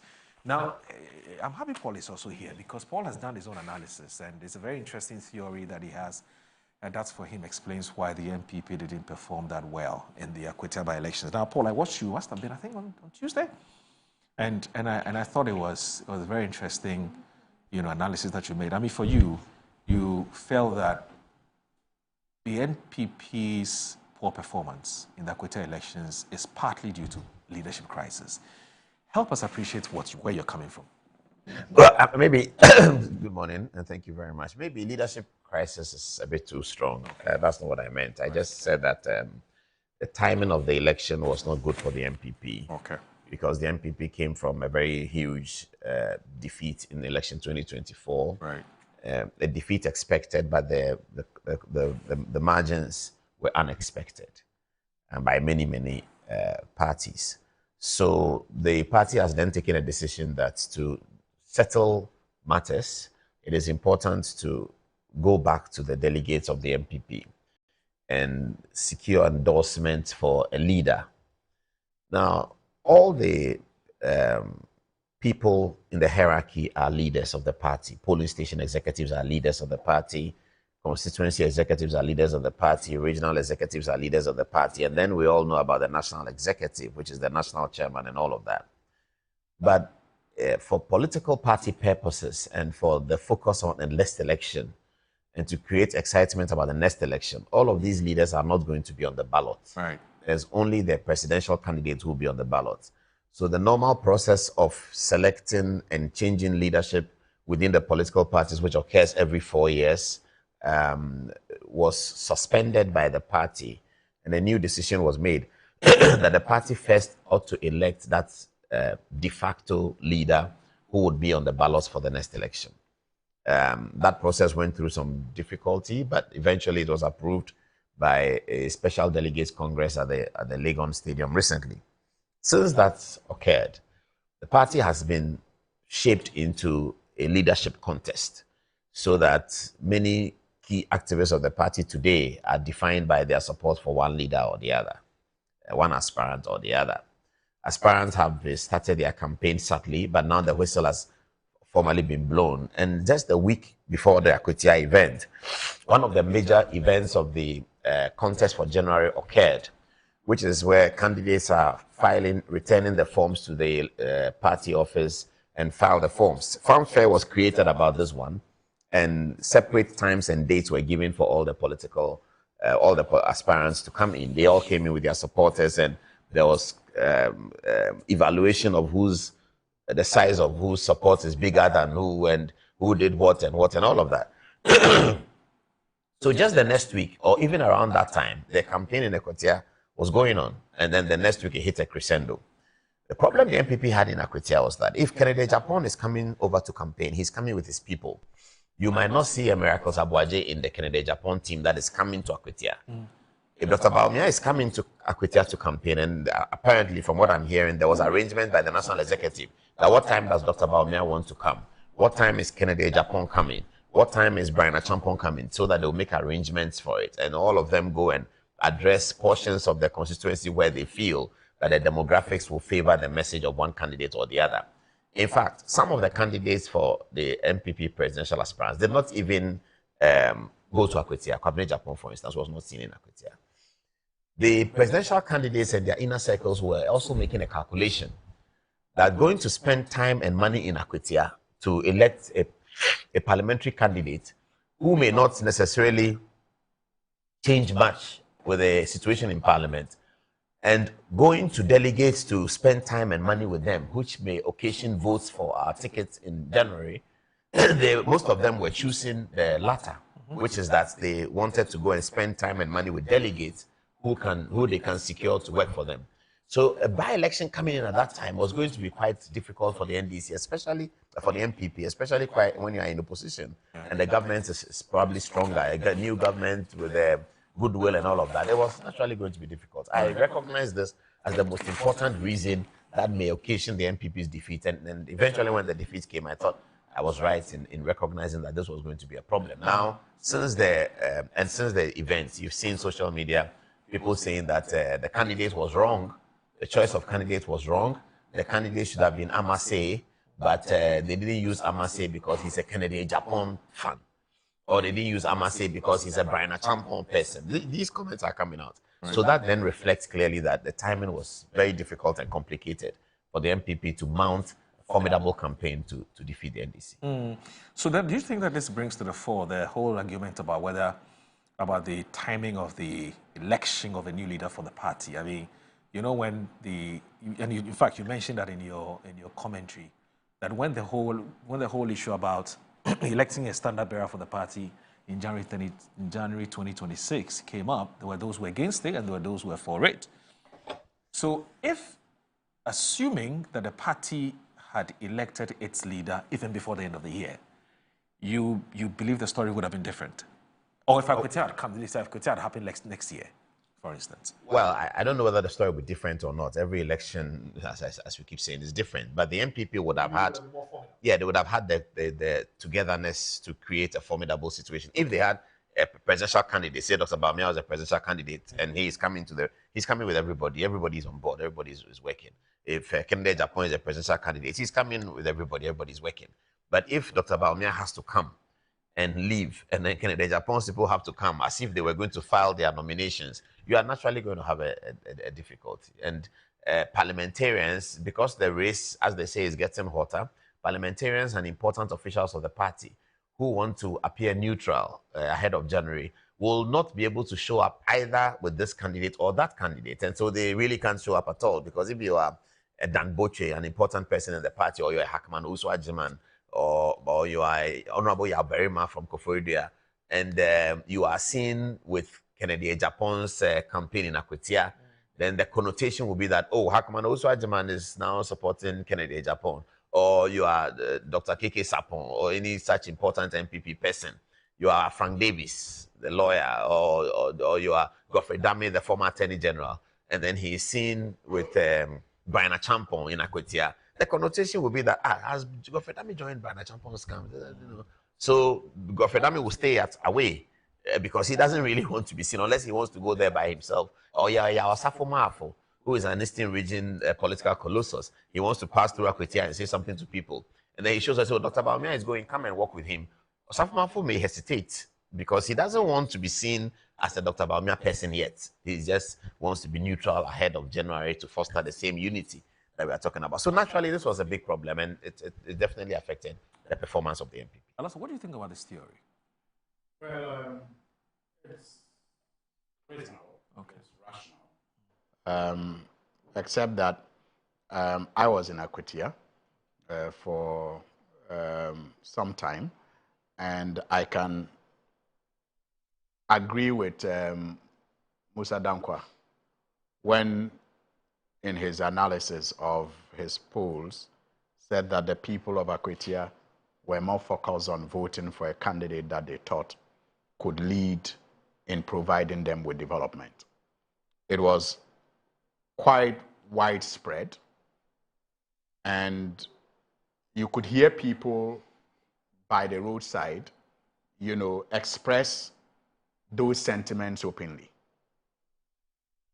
They, at various places, declared that the election was not going to be about NDC MPP, and that it was going to be about the persons that were featuring. Okay. And so I think the NDC had a better candidate, and that they were also going to look at the ability of those persons involved to lead development. So it came down to the two things: the personalities that the parties fielded and their ability to lead development. That's what I noticed, played a key influencing factor when it came to what voters used to decide on polling day. And so Paul's, analysis, like I said, is rational. Okay. And I don't think that even with a different scenario, the expectations of the people would have still changed that much. So if you had a leader of the NPP, or if the entire leadership of the NPP was in place, and people were free to go to Akwatia with any team they wanted, I very much doubt if it would have changed the two factors that were at play. One, the personalities as far as the candidates were concerned. You're talking about lawyer Bediako and Asumadu. Yeah. The people of Akwatia were assessing these two people and their ability to lead development. For them, that was end of story. So it wouldn't have really been that influential, and it wouldn't have changed much, even if the NPP had their leaders set and they were free to go there without the fear of being associated with any potential leader whatsoever. But I'm saying that the analysis, nonetheless, is still a rational, point to have, and it makes sense. But on the ground, I am saying that what I observed is that the candidates played a key role, and the desire of the people to see development also played a key role. And the NDC on the ground, yes, seemed better organized, better prepared to meet the expectations of the people. Okay. I mean, many were surprised, for example, when the NDC changed its candidate. I mean, that, for me, was or should be an indication of how prepared the NDC was to meet the expectations of the people.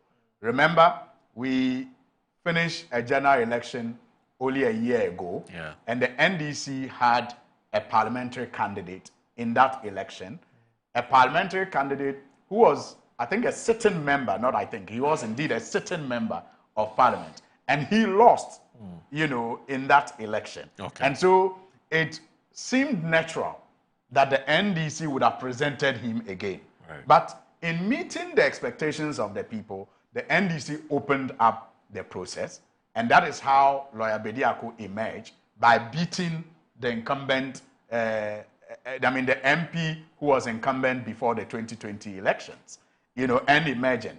And that was to meet the expectations of the people, because the people were going to assess the candidates. Now, on the other hand, the NPP, we are now told, could have also presented a better candidate than Asumadu.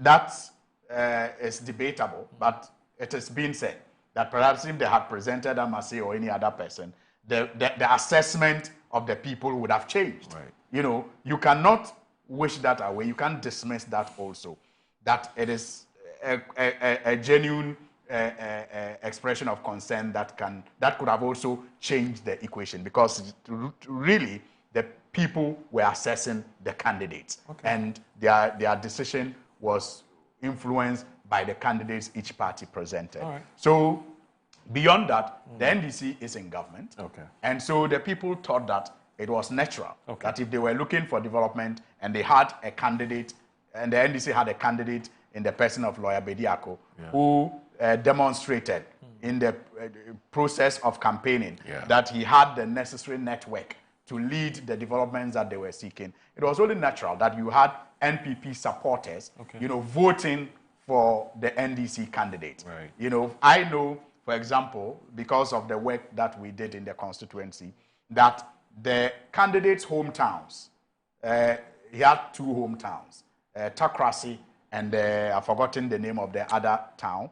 The mother came from one, and the father came from another town. Yeah. Now, these towns were originally NPP strongholds, but our candidate, the NDC candidate, because of his blood relations to those communities, played a role in the voting pattern of the people in that area. Yeah. And the fact that he had demonstrated to them his ability to champion the development that they were seeking influenced the people to go his way. Okay. So, I mean, by and large, I will say that it is not entirely correct that the MPP lost because of the fact that they were not organized and they did not have leaders. Even though that, analysis makes some sense, I do not think it is entirely the reason why they lost that.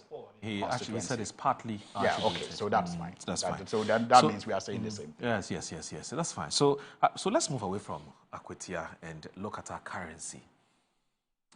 It's generated some conversation, especially this week, following a Bloomberg report. And I do have the report here, and it's been captured by the graphic business. And the graphic business says Ghana Cedi's world beating performance upended by import surge in third quarter 2025. Now, it says that a surge in demand for dollars by companies paying for imports has ended the Ghana Cedi's recent strong performance, according to Bloomberg. According to Bloomberg, the Ghana Cedi is the world's worst performer in the third quarter. The BOG has, however, stated that the Cedi has appreciated by 23% against the US dollar in 2025 and remains among the top performing currencies in 2025. Now, the setback comes less than 5 months after Bloomberg named the Cedi the world's best performing currency in April, following a 16% gain against the US dollar since the start of the year. Now, that rally helped ease inflationary pressures, pushing consumer inflation down to 21.2%, the lowest in 8 months at the time. Now, the currency which had ranked first globally on the back of strong gold prices has weakened by 13% in the current quarter. According to Bloomberg, its data show this was the steepest fall worldwide. That's erasing part of the 50% gain recorded between April and June. Now, Ghana's import-dependent economy brings in a wide range of goods from food to machinery, with demand typically rising towards the end of the year as businesses prepare for the Christmas season. Now, the higher demand for dollars has piled pressure on the Cedi, while the Bank of Ghana's limited supply of foreign exchange has also added to the strain. Now, we're told that some analysts say that banks that submitted dollar requests on behalf of clients to the Bank of Ghana last week received only half of what they asked for. This week, the central bank is trying to meet all demand, he said. Now, Bloomberg data further showed that the Ghana Cedi was the world's worst performing currency against the dollar in the third quarter. Now, the losses were as follows. Now, it gives 1, 2, 3, 4, 5 countries as examples. It says Ethiopia Bear, that's a currency, is 4.1% in terms of the value that it has lost in the last quarter. There's Chilean peso, 4.3%, Dominican Republic peso, 5.6%, Botswana pula, 7.7%, Argentine peso, 11.5%, and Ghanaian cedi, 13.4%. So they look at these countries whose currencies are falling and they compare that to Ghana. Now, the Cedi traded 0.1% weaker at 11.9507% per, 9507 per dollar at 1.5, so 1:50 a.m. today in Accra. Despite the loss, it has gained 23% so far this year. Although Ghana's gross international reserves rose to a 3-year high of $11.1 billion at the end of June, the Bank of Ghana is not releasing enough funds to fully meet demand for foreign exchange. The Cedi should be stable within a reasonable range. The central bank said in an emailed response, our role is to ensure fluctuations remain orderly, that they reflect fundamentals, and that they do not undermine confidence in the broader economy. Paul, what do you make of this? Well, I think that it's not as simple as we look at it. Okay. And it's placed in the whole new world economic order and the terms of trade, unfair terms trade to Africa and all of that. Because the whole world, or most of the developing countries, the countries in the south, are looking and chasing the same investments from around the world. Africa especially is important because Africa is said to be the next frontier. Okay. And so there's a lot of drive to attract global money and global resources. That is why all of these indexes over the last 25 years have come. Democracy Dividends, Transparency International, and all of those indexes that they used to measure, including best and worst performing currency, best and worst performing economy. All of those indicators are to signal investment and money, which is the most important thing for the world. Right. And to signal where the money goes to. Now, when some of these analyses are being done by these internationally recognized companies that we all subscribe to, Africa needs to look at it within the context that Akufo-Addo put it the other day. And Akufo-Addo was concerned when month after month, the rating of Ghana has gone down, it's B-, it's B+, then it's dropped to this, it's dropped to that, indicating all kinds of things to investors. Domestically, investors were also looking at these things, and that's the only resource that they have because we have not generated the data and it's always the big issue. We are unable to generate data. I've said it time and again for those of us who live in Accra. If you ask the AMA that how many people use trotro from Medina to 37, they don't know. This is something we can get National Service boys to go and stand there and count. We don't know. If you go to London and say how many people use the underground today, they will give you a fair estimate. So because we don't have this data, we always have to succumb and subscribe to some international analysis that uses some regression analysis and data obfuscation and all of these things they do. Population is 30 million, and then they come up with these indications about your currency is this, your currency is that. Akufo-Addo made the point that Africa should begin to find its own indicators, those who work and produce this indicator. Africa should find its own. And this Fitch has tomorrow downgraded you. And sometimes these things have political connotations. They do this downgrade as a result of some issue. So if you share some good experience with Iran, for instance, you may come up for some of these things because on the indicators, your democracy dividend will go down because you're associating with Iran, you're associating with Russia, you're associating with... This is the point Akufo-Addo was making when he was lambasted by the opposition then that he is running down the economy and is now quarreling with international economic analysts. How does a Bloomberg publish Ghana's currency in April as the best performing currency? President John Dramani Mahama goes to Japan and cites it. And why did President Mahama cite it? Because he was talking to investors. These are the things investors want to hear. But it's not within our control to produce it. Somebody produces it from somewhere, yes, based on some analysis, but we don't get to know the whole story. And so President Akufo-Addo said, find your own Bloomberg. Let Africa find its own Bloomberg. And it sits in Accra, it sits in Lagos, it sits in Johannesburg, it sits in Cairo, and can properly run these events. If you ask the Ghanaian authorities, whether they were the Bank of Ghana people and all of those FIC people, whether they were part of the conversations and the analysis that brought this publication, I'm sure they all saw it on international media like we did. So it is time to go back to what Akufo-Addo said, because MPP can very well jubilate about this, but they jubilate about it at their own peril. Like the way NDC jubilated about Ghana being downgraded, and they were very excited about it. Today, it has happened to them. President Mahama just came from Japan.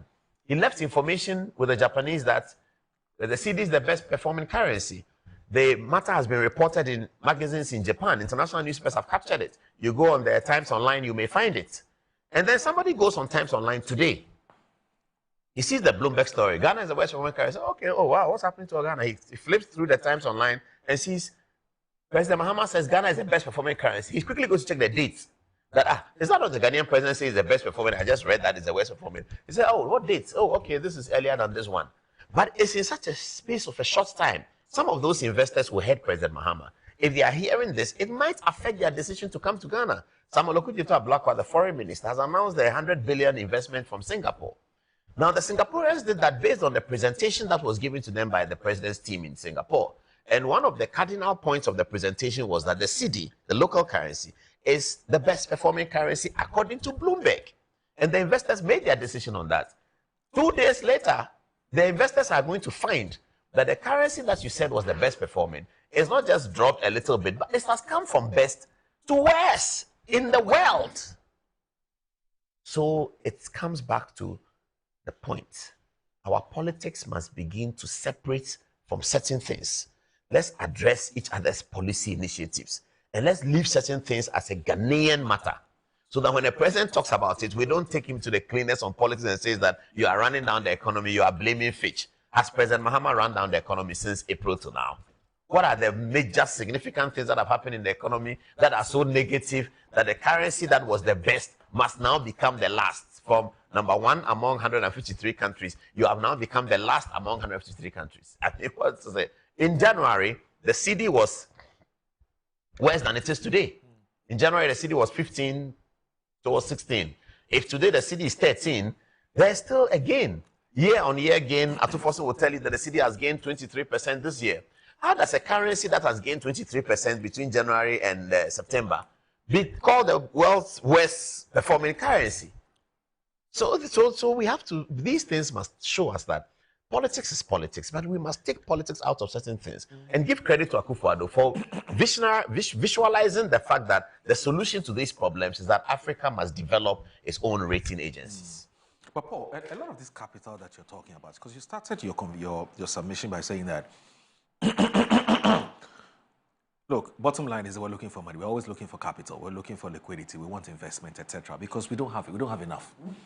It's a separate debate as to whether we don't have enough. But let's just agree and proceed with the assumption that we don't have enough, and so we always have to attract capital from abroad. A lot of these investors, how many of them are Africans? That's number one. Two, if we have our own local rating agency, which is for Africa, the man who's sitting there in America, or say UK or France or wherever it is, to what extent would they trust the metrics that was, for instance, used in arriving at a certain data, based on which they can make a decision and say, okay, we're going to this country or that country within Africa? So for me, that's my question to you. I mean, if Africa comes out with this local rating agency, will these guys trust it? Assuming that we didn't have the answer to the question is that we are not coming to create our own local rating agency just out of the blue. Right. We're going to develop the systems. We need systems that allows us to be able to forecast these things in a more clinical manner. Because if you can't do it, Bloomberg will do it for you. So there are some countries like, say, Mali or Chad, those unstable countries. Today, if you ask the United Nations that what is the population of some of these countries, say Chad, Mali, Burkina Faso, or some of these countries that are unstable, the United Nations is going to guess. They're going to say that, oh, Burkina Faso, it is estimated by the BBC that the population of Burkina Faso is X. They used to say that about Ghana.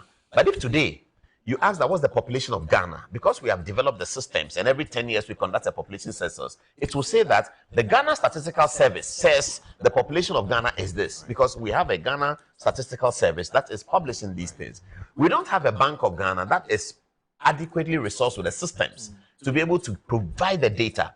Bloomberg will not do it for America because the Federal Reserve knows America. The Federal Reserve knows everybody in New York. They have their address. They know what they are doing. They know how much Starbucks sold in New York today. The Federal Reserve knows that. They know how much McDonald's was sold in Tennessee today. They know it. So Bloomberg is not going to write it for them. They have the information. So the investor comes and they says that, okay, in Accra, there are 5 million people. Business conducted in Accra every day is about 1.6 billion from the Ghana Statistical Service.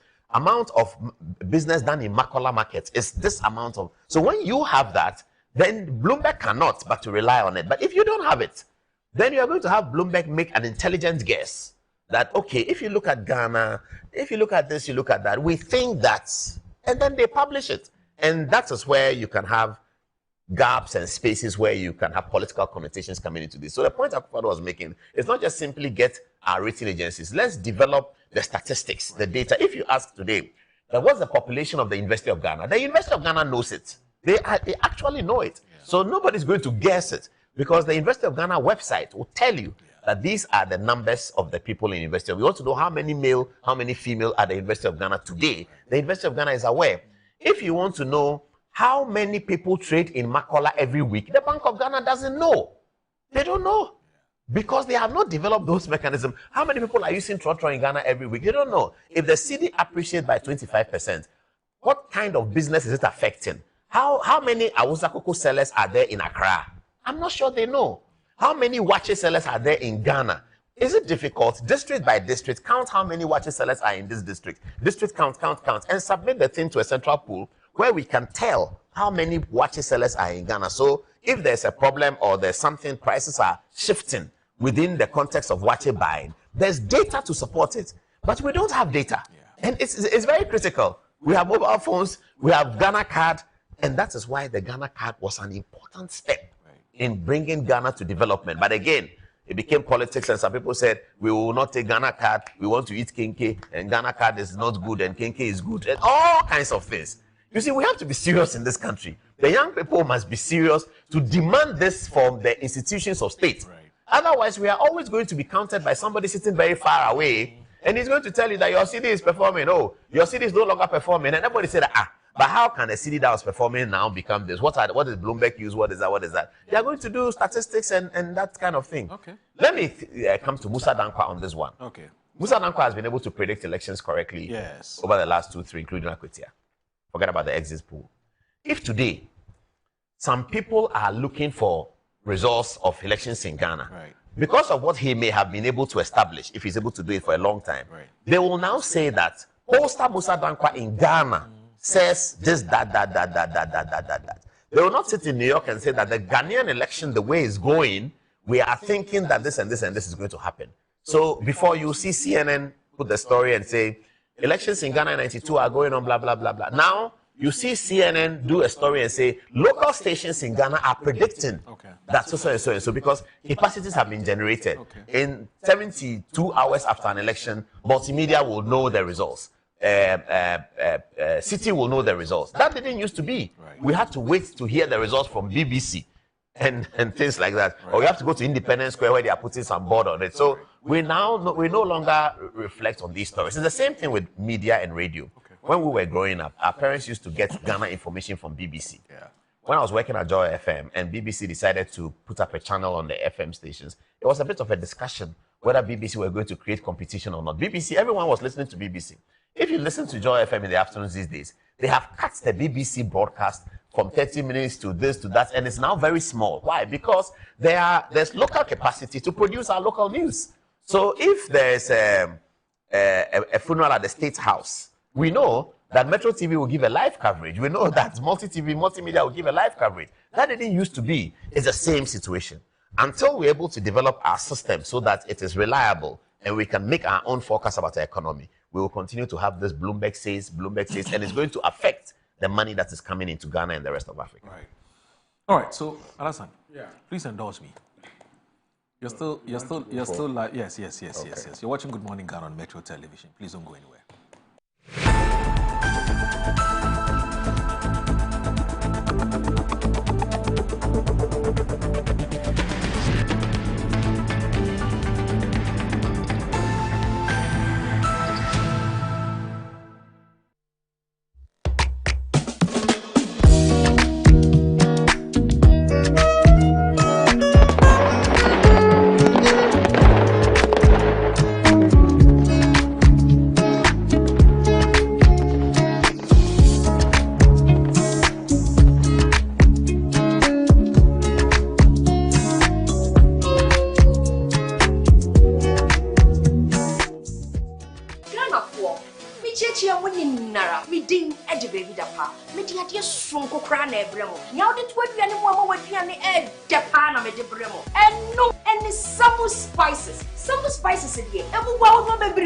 Various flavors. Ubenya eyakoko, ubenya nemchie, yedugu jollof muma emu yede, ubenya yedugu nkwan, yedugu froyemu. Ho na kopebito, na ema weduane enyede. Unyeminia, yenkonko tie nyankofo eka.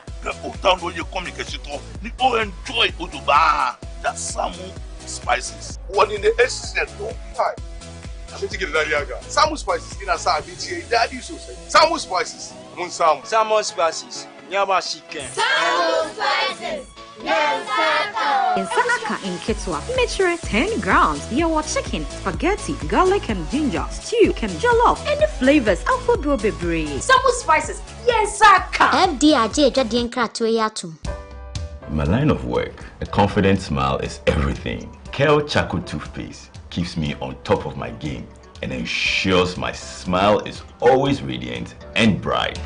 With the tiring nature of my job, we spend several hours under the scorching sun. To keep our teeth white and our breath fresh all the time, we use none other than Kel Charcoal toothpaste. Kel Charcoal toothpaste. You're on a Kessie and in a kit one. Samayo kendini, who be here, Semetra Sapapadia to a mammy mouthful. Kel Charcoal's natural ingredients, and a bomb is so buying, and managing, Nasasu Mama Hoto so a will bedroom. Kel Charcoal toothpaste. Choose Kel Charcoal toothpaste for anti-cavity, whiter teeth, and fresher breath all day. Available in 80 gram and 150 gram. Grab yours today. Kel, happy smile. This advert is FDA approved. Yes, next. Hey, Nadia Benson, Asamo. Me didn't tum. Mr. Femi Kakalika, just call me cockroach. Now, Mr. Femi once now. Hey, that's you. Improve car. Yeah. Captain Mosquito, double the action.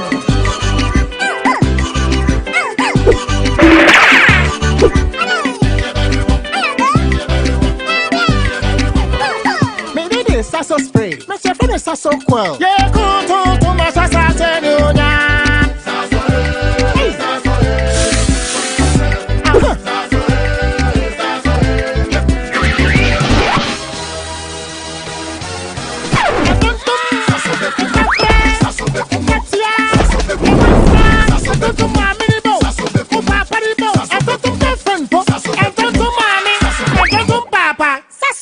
Tum preko.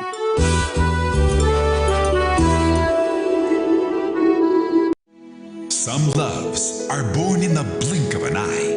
I've been madly in love with her since the first time I saw her. Then let's get married today. I'll be the happiest woman in the world by your side. And they kill your soul in a flash. Televisa presents You Are the One. Angela dreams of keeping her promise to be a great doctor and help her people. To Alvaro, ambition is stronger than his dream. And this greed will lead him to commit the worst betrayal to the woman he loves. I will have a husband no matter what. Samantha, will you please marry me? Turning all her dreams into painful disappointments and dangerous consequences. I've been waiting for you to answer my calls, Alvaro. I haven't heard anything from you. I've sent you so many messages, but you've never responded. Have you left the bus station? I just want to pay my debt and get out of here. Her photographs are going to sell fast, and she will be our gold mine. Our clients will love those. Are you looking for a boyfriend? Are you all right?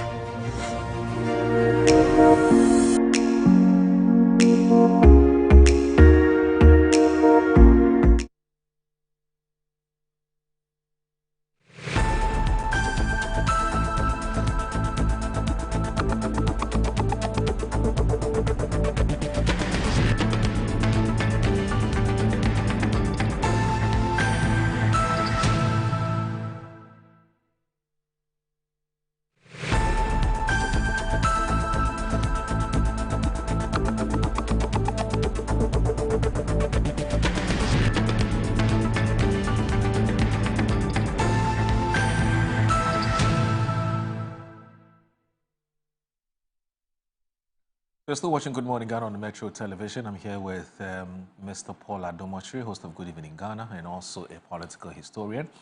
And also Alhassan Suhini, he's the MP for Tamale North, and also Deputy Minister for Roads and Highways. And my name is Audu Moro. This is Good Morning Ghana on a Metro Television. Alhassan.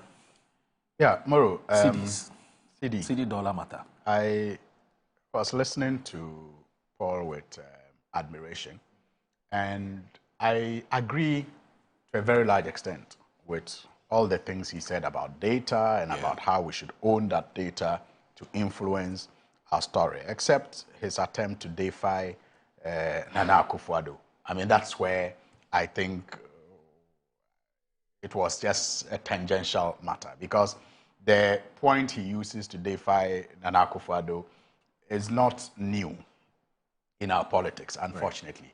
Right. I mean, I recall that before the 2016 general elections, Dr. Mahmoud Bawumia, then running mate to Nana Akufo-Addo, had cause to even ridicule President Mahama on these rating agencies. Moody's at the time had, come up with a rating that President Mahama disagreed with, and Bawumia, Dr. Mahmoud Bawumia at the time criticized him and said he didn't know what he was talking about. At the time, I'm sure Paul and the NPP supporters and sympathizers who wish Nana Akufo-Addo well at the time were happy that Dr. Mahmoud Bawumia was doing this. So if having been in government after 8 years, Nana Akufo-Addo also comes to the point of realizing that perhaps there's a need for us to own our own data and dictate the pace when it comes to our ratings. It is not new. It is not something that you know, is deserving of the accolades that Paul attempts to, you know, give Nana Akufo-Addo. And the fact is, President Mahama is also on record even quite lately to have, you know, spoken eloquently on the need for us as Africans to own the data that will influence our credit ratings. I think only last May, at his keynote address, I think in Lomé at a conference, he made the point, and I will just share the quote with you. Right. Quote, credit rating agencies must adopt methodologies that reflect the structural reforms and growth potential of African economies, not just penalize us for volatility we did not create, unquote. This was President Mahama speaking only in May, you know, this year. Right. And like I said, this is not the first time he has expressed some reservation about how these rating agencies, you know, have approached African economies. But when he did at the time we was going into elections in 2016, he was criticized by Dr. Mahmoud Bawumia, who was running mate to Nana Akufo-Addo. So I'm saying that I agree with Paul on all the things he said about data and the need for us to pay more attention to it, to own it, to influence how it is used to tell our story. I agree, except I do not find it necessary. I think it's tangential to then use that to defy President Akufo-Addo. Now, on the Cedi and Bloomberg, that is where, again, I have an issue. Moro, I follow the news like many of us. Yeah. And something interesting happened yesterday. I don't know if many of us paid attention to it. So I saw the Bloomberg story, Moro. I saw the Bloomberg story. And maybe Paul will help me. My English may not be that good. The headline for the Bloomberg story was Ghana Cedi's world-beating performance upended by imports surge. This was a Bloomberg headline. Right. I'm saying my English is not good because I don't know how upended easily translates into West Cedi. Yeah. Exactly. That's why I'm saying that I follow the news and I noticed something interesting that I don't understand why many may have missed it. Yeah. Because this was the Bloomberg story. But then the graphic online, I don't know whoever is the editor, picked this Bloomberg story, and the headline was Ghana Cedi is worst performing Cedi, Bloomberg, and attributed it to Bloomberg. But right. Bloomberg didn't report that. But the Daily Graphic, the Ghanaian-owned Daily Graphic, chose a headline, attributed that headline to Bloomberg, but Bloomberg didn't have that headline. What agenda was whoever set it at the graphic? I don't know. But I think there was clearly an agenda being set at the Daily Graphic, which beats my imagination that a government-owned, you know, broadcasting outlet will set such a negative agenda. Because you see, like Paul says, anybody who Googles today may most likely come across the Daily Graphic headline that is attributed to Bloomberg, even though Bloomberg did not report that. Right. Bloomberg headline was Ghana's Cedi world-beating performance upended by import surge. And the story is here. It says, a surge in demand for dollars by companies paying for imports before year-end holiday season has ended the Ghanaian Cedi's world-beating performance. So the meaning of appended is even explained in the first paragraph. The high performance of the Cedi, Bloomberg is saying, has simply, you know, stopped.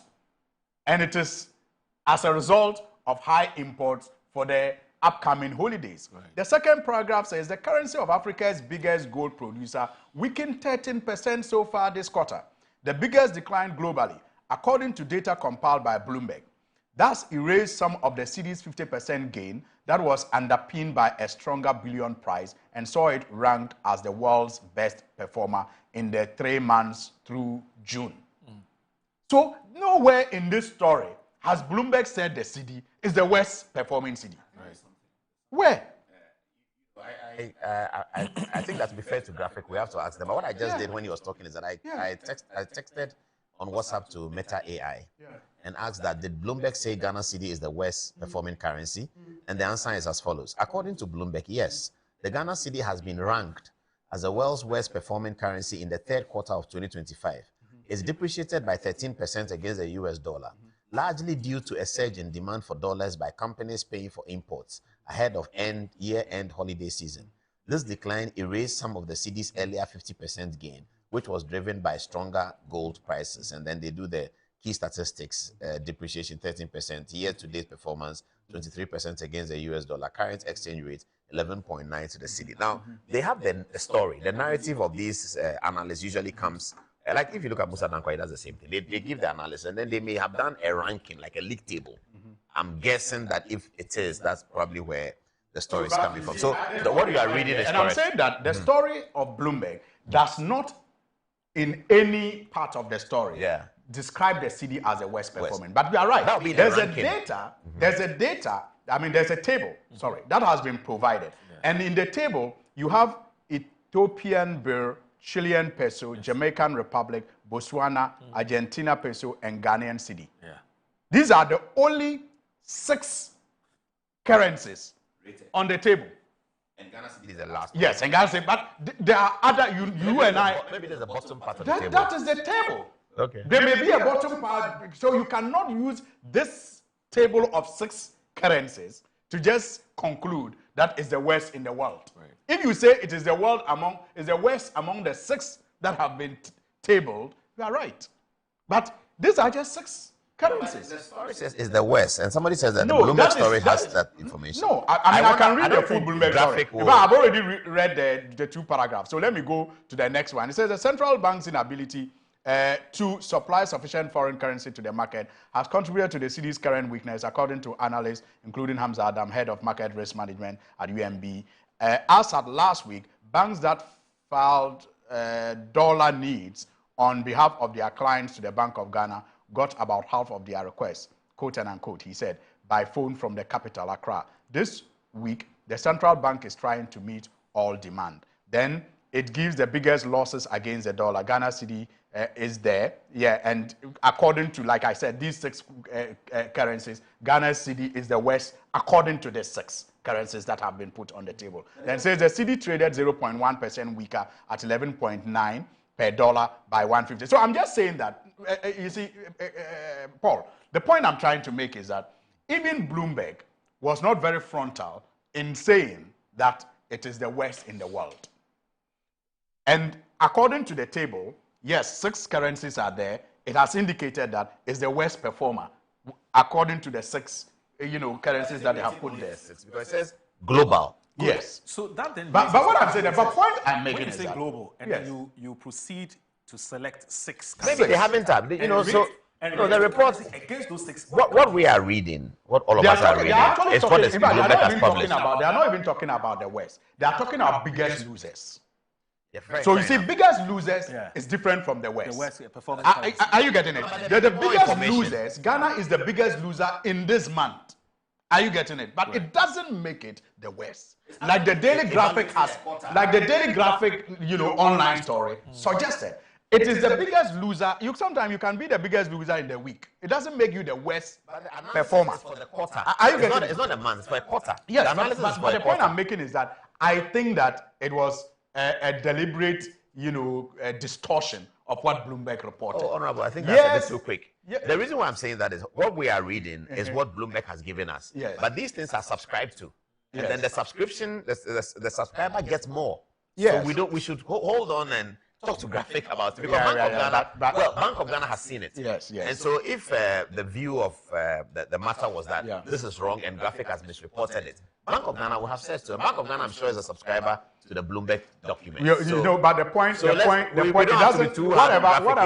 Whatever it is, my point is that headline by the Graphic is what you are referring to, and many others are referring to. But I'm saying that when I read the Bloomberg story, I don't get that crisis that the Daily Graphic headline kind of created.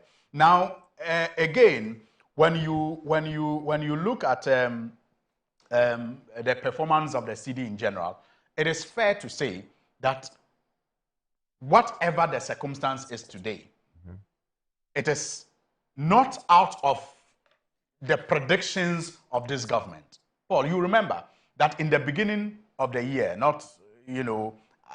I would say in the middle of the year, when the Cedi started showing a lot of strength. You recall that at a meeting with exporters, His Excellency President Mahama gave a band. You recall? He gave a band that the government was working with as far as the exchange rate is concerned.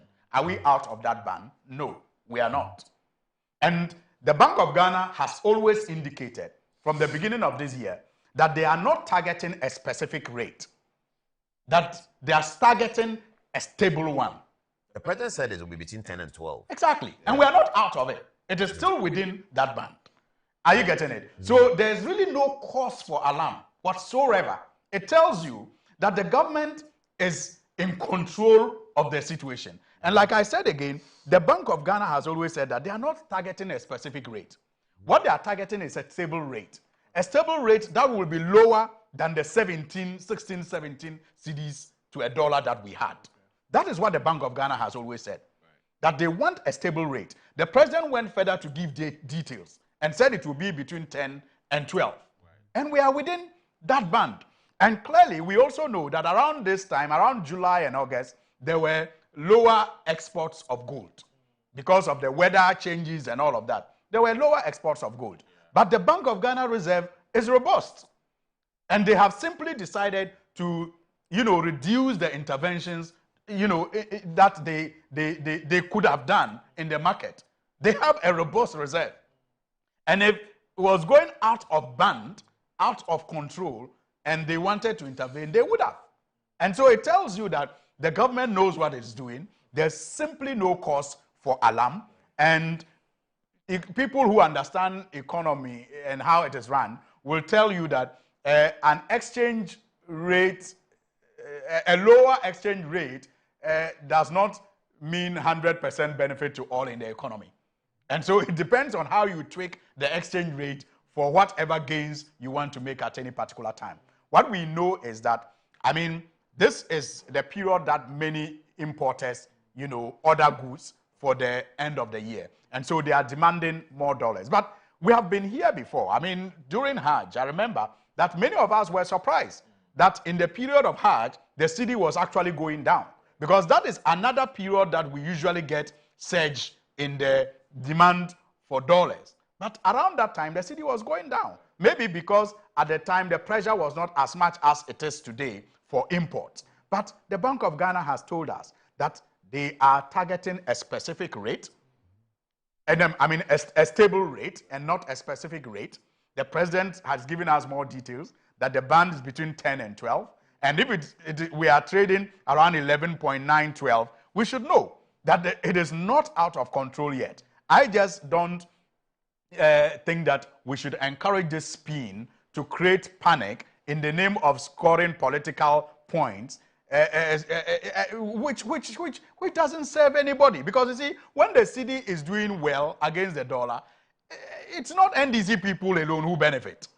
Everybody in the economy benefits when the cedi is under control.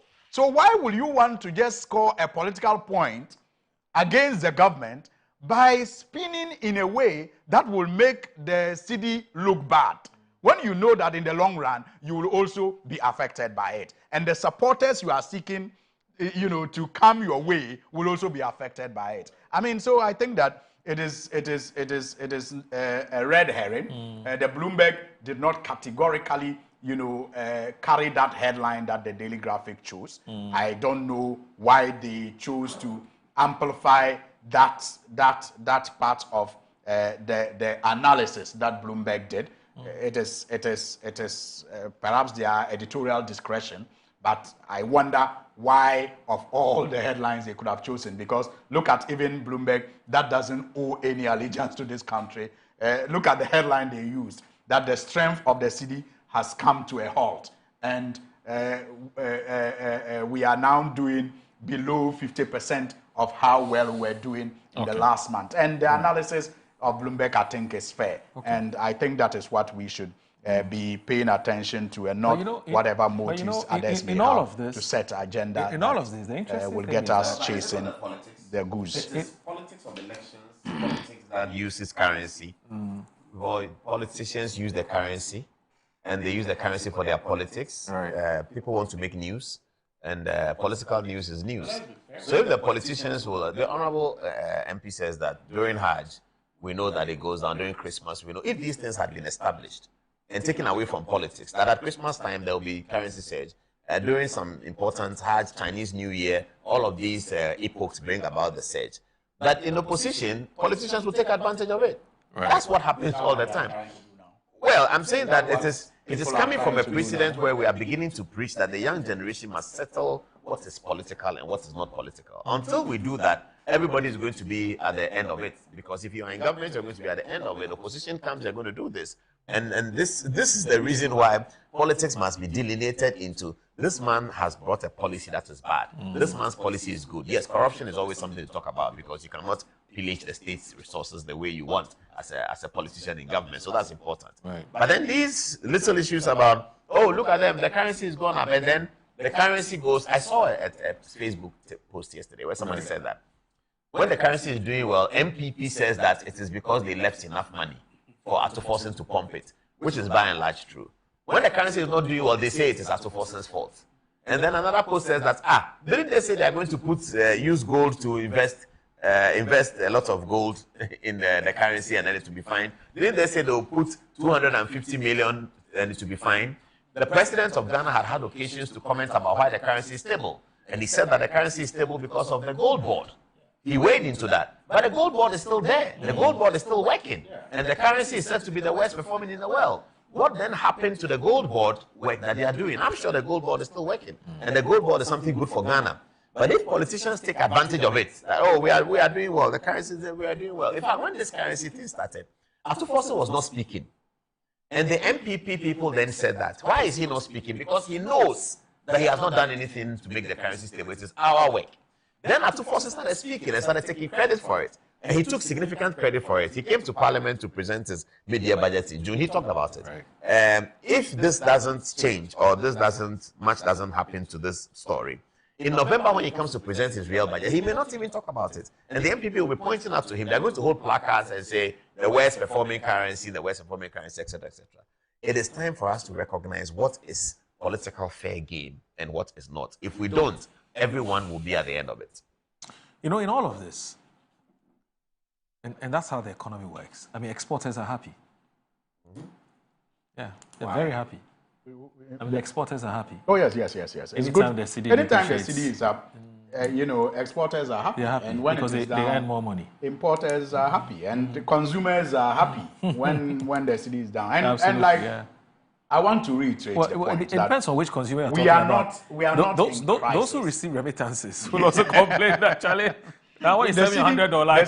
The Cedi is still under control. I mean, if you have been listening to our policymakers, you agree that it is still under control. Right. I mean, clearly, it is not out of the band promised by His Excellency the President. Yeah. It is not anywhere near the 16 to 17 cedis to $1 that we inherited. Right. And very soon, I'm sure that there will be foreign exchange available again to us, and the expectations of the importers will be met, and there will be no need to panic and chase the dollar unnecessarily. That will increase the price of the dollar. The government intends to ensure that we have a stable exchange rate, and that stable exchange rate will be nowhere near the 16 to 17 Ghana cedis that we inherit. And I'm also learning that by next month, we're expecting some $4 billion as a cocoa syndicated loan. And that will bring in a lot of forex into the system. Anyway, so I think the point, the long and short, is that there's no panic. There shouldn't panic. There's no cause for panic. That's the point. That's what I should be saying.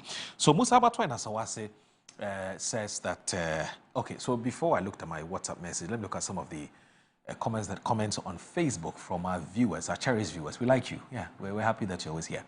So Fadil Rahman says, Moro, say a very special good morning to our hard-working MP and the most vibrant and active Deputy Minister in the Mahama administration. We, the people of Tamale North, are very, very grateful for the great works that you're doing. We say, it says Tepaya. I hope I got the pronunciation correctly. Tepaya. Right. All right. We are grateful. Now, Judy Mensa, also on Facebook, is watching us on Facebook today. This problem where constituencies are deprived of development simply because their government is not in power is deeply embedded in our culture. It is like when we live with a stepmother and are treated differently from her own children, even though we share the same father. That's from Judy Mensah. Okay, so Patrick Kugbe Shika. Yeah, Kugbe Shika. I hope I got that correctly. Now, Paul is making a lot of sense to me because I can identify with his submission with what happens over here in the United Kingdom. Surveys are done on our travel times, on trains and buses. We have to fill our forms for the surveys. That's coming from Patrick. And this one here from Patrick Baswa. It says, for me, I think the issue isn't about the pronouncement of Bloomberg, but what is causing the city to depreciate again. I think we're seeing this depreciation because of the orders from IMF to the Bank of Ghana. Therefore, our leaders should learn to manage the economy well so that we don't go to IMF for support anymore. We wouldn't be acting on their orders. That's Prince Baswa. What else? Okay, so let me now go to my WhatsApp messages. So Musa Akwatia says, good morning, Moro. Kudos to Honorable Suhini for setting the record straight on the misleading reportage by the Daily Graphic online editor. Moving from 17 to 10 cedis per dollar cannot in any way be described as the worst performing currency. The reality is that we are experiencing the impact of good governance and no amount of propaganda can erase the truth. My regards to Dada Ato Ahoy. This one here says, good morning, and he's from Amin in Tamale. He says, good morning. Honorable Suhini is my MP and he's doing very, very well. He's doing a good job in my area, Gumani. Gumani, okay. And that's coming from Amin in Tamale. Thank you. Now, Tafa in Amhia says, good morning, Audu. Paul, you're making mockery of your boss, President Akufo-Addo, because President Akufo-Addo was our president for 8 years. What stopped him from introducing what Paul is telling us this morning? Well, he's not a consultant to the president. Anyway, Audu, today, if you go to Bamia's hometown, a big newly harvested corn is being sold. What is being sold? It's being sold for 250 cedis, and but during last year's harvest, the same corn was being sold for 300 cedis, and this has dropped corn prices in northern areas because of John Mahama's policy of helping farmers to get fertilizers they need.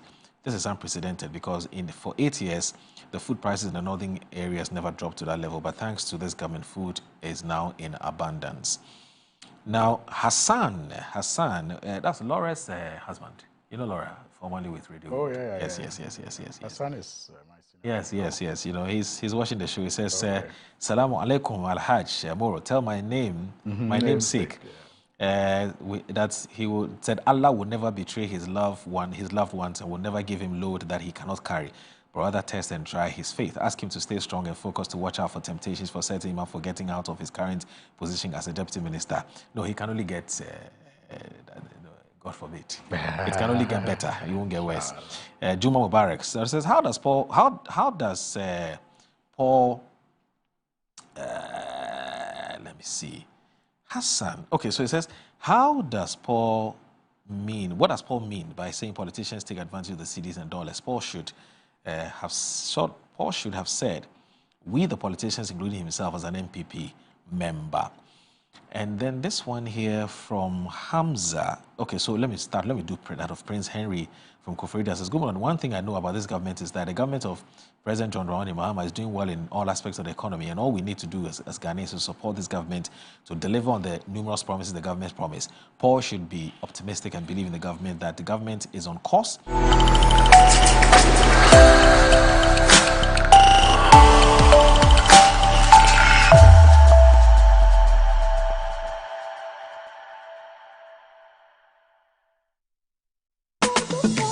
October 23rd to 25th, 2025, Ghana Fest Europe is your direct bridge to the lucrative Dutch and broader European markets. Are you a Ghanaian business ready to conquer new frontiers? This is the ultimate platform to showcase your high-quality Ghanaian products and services.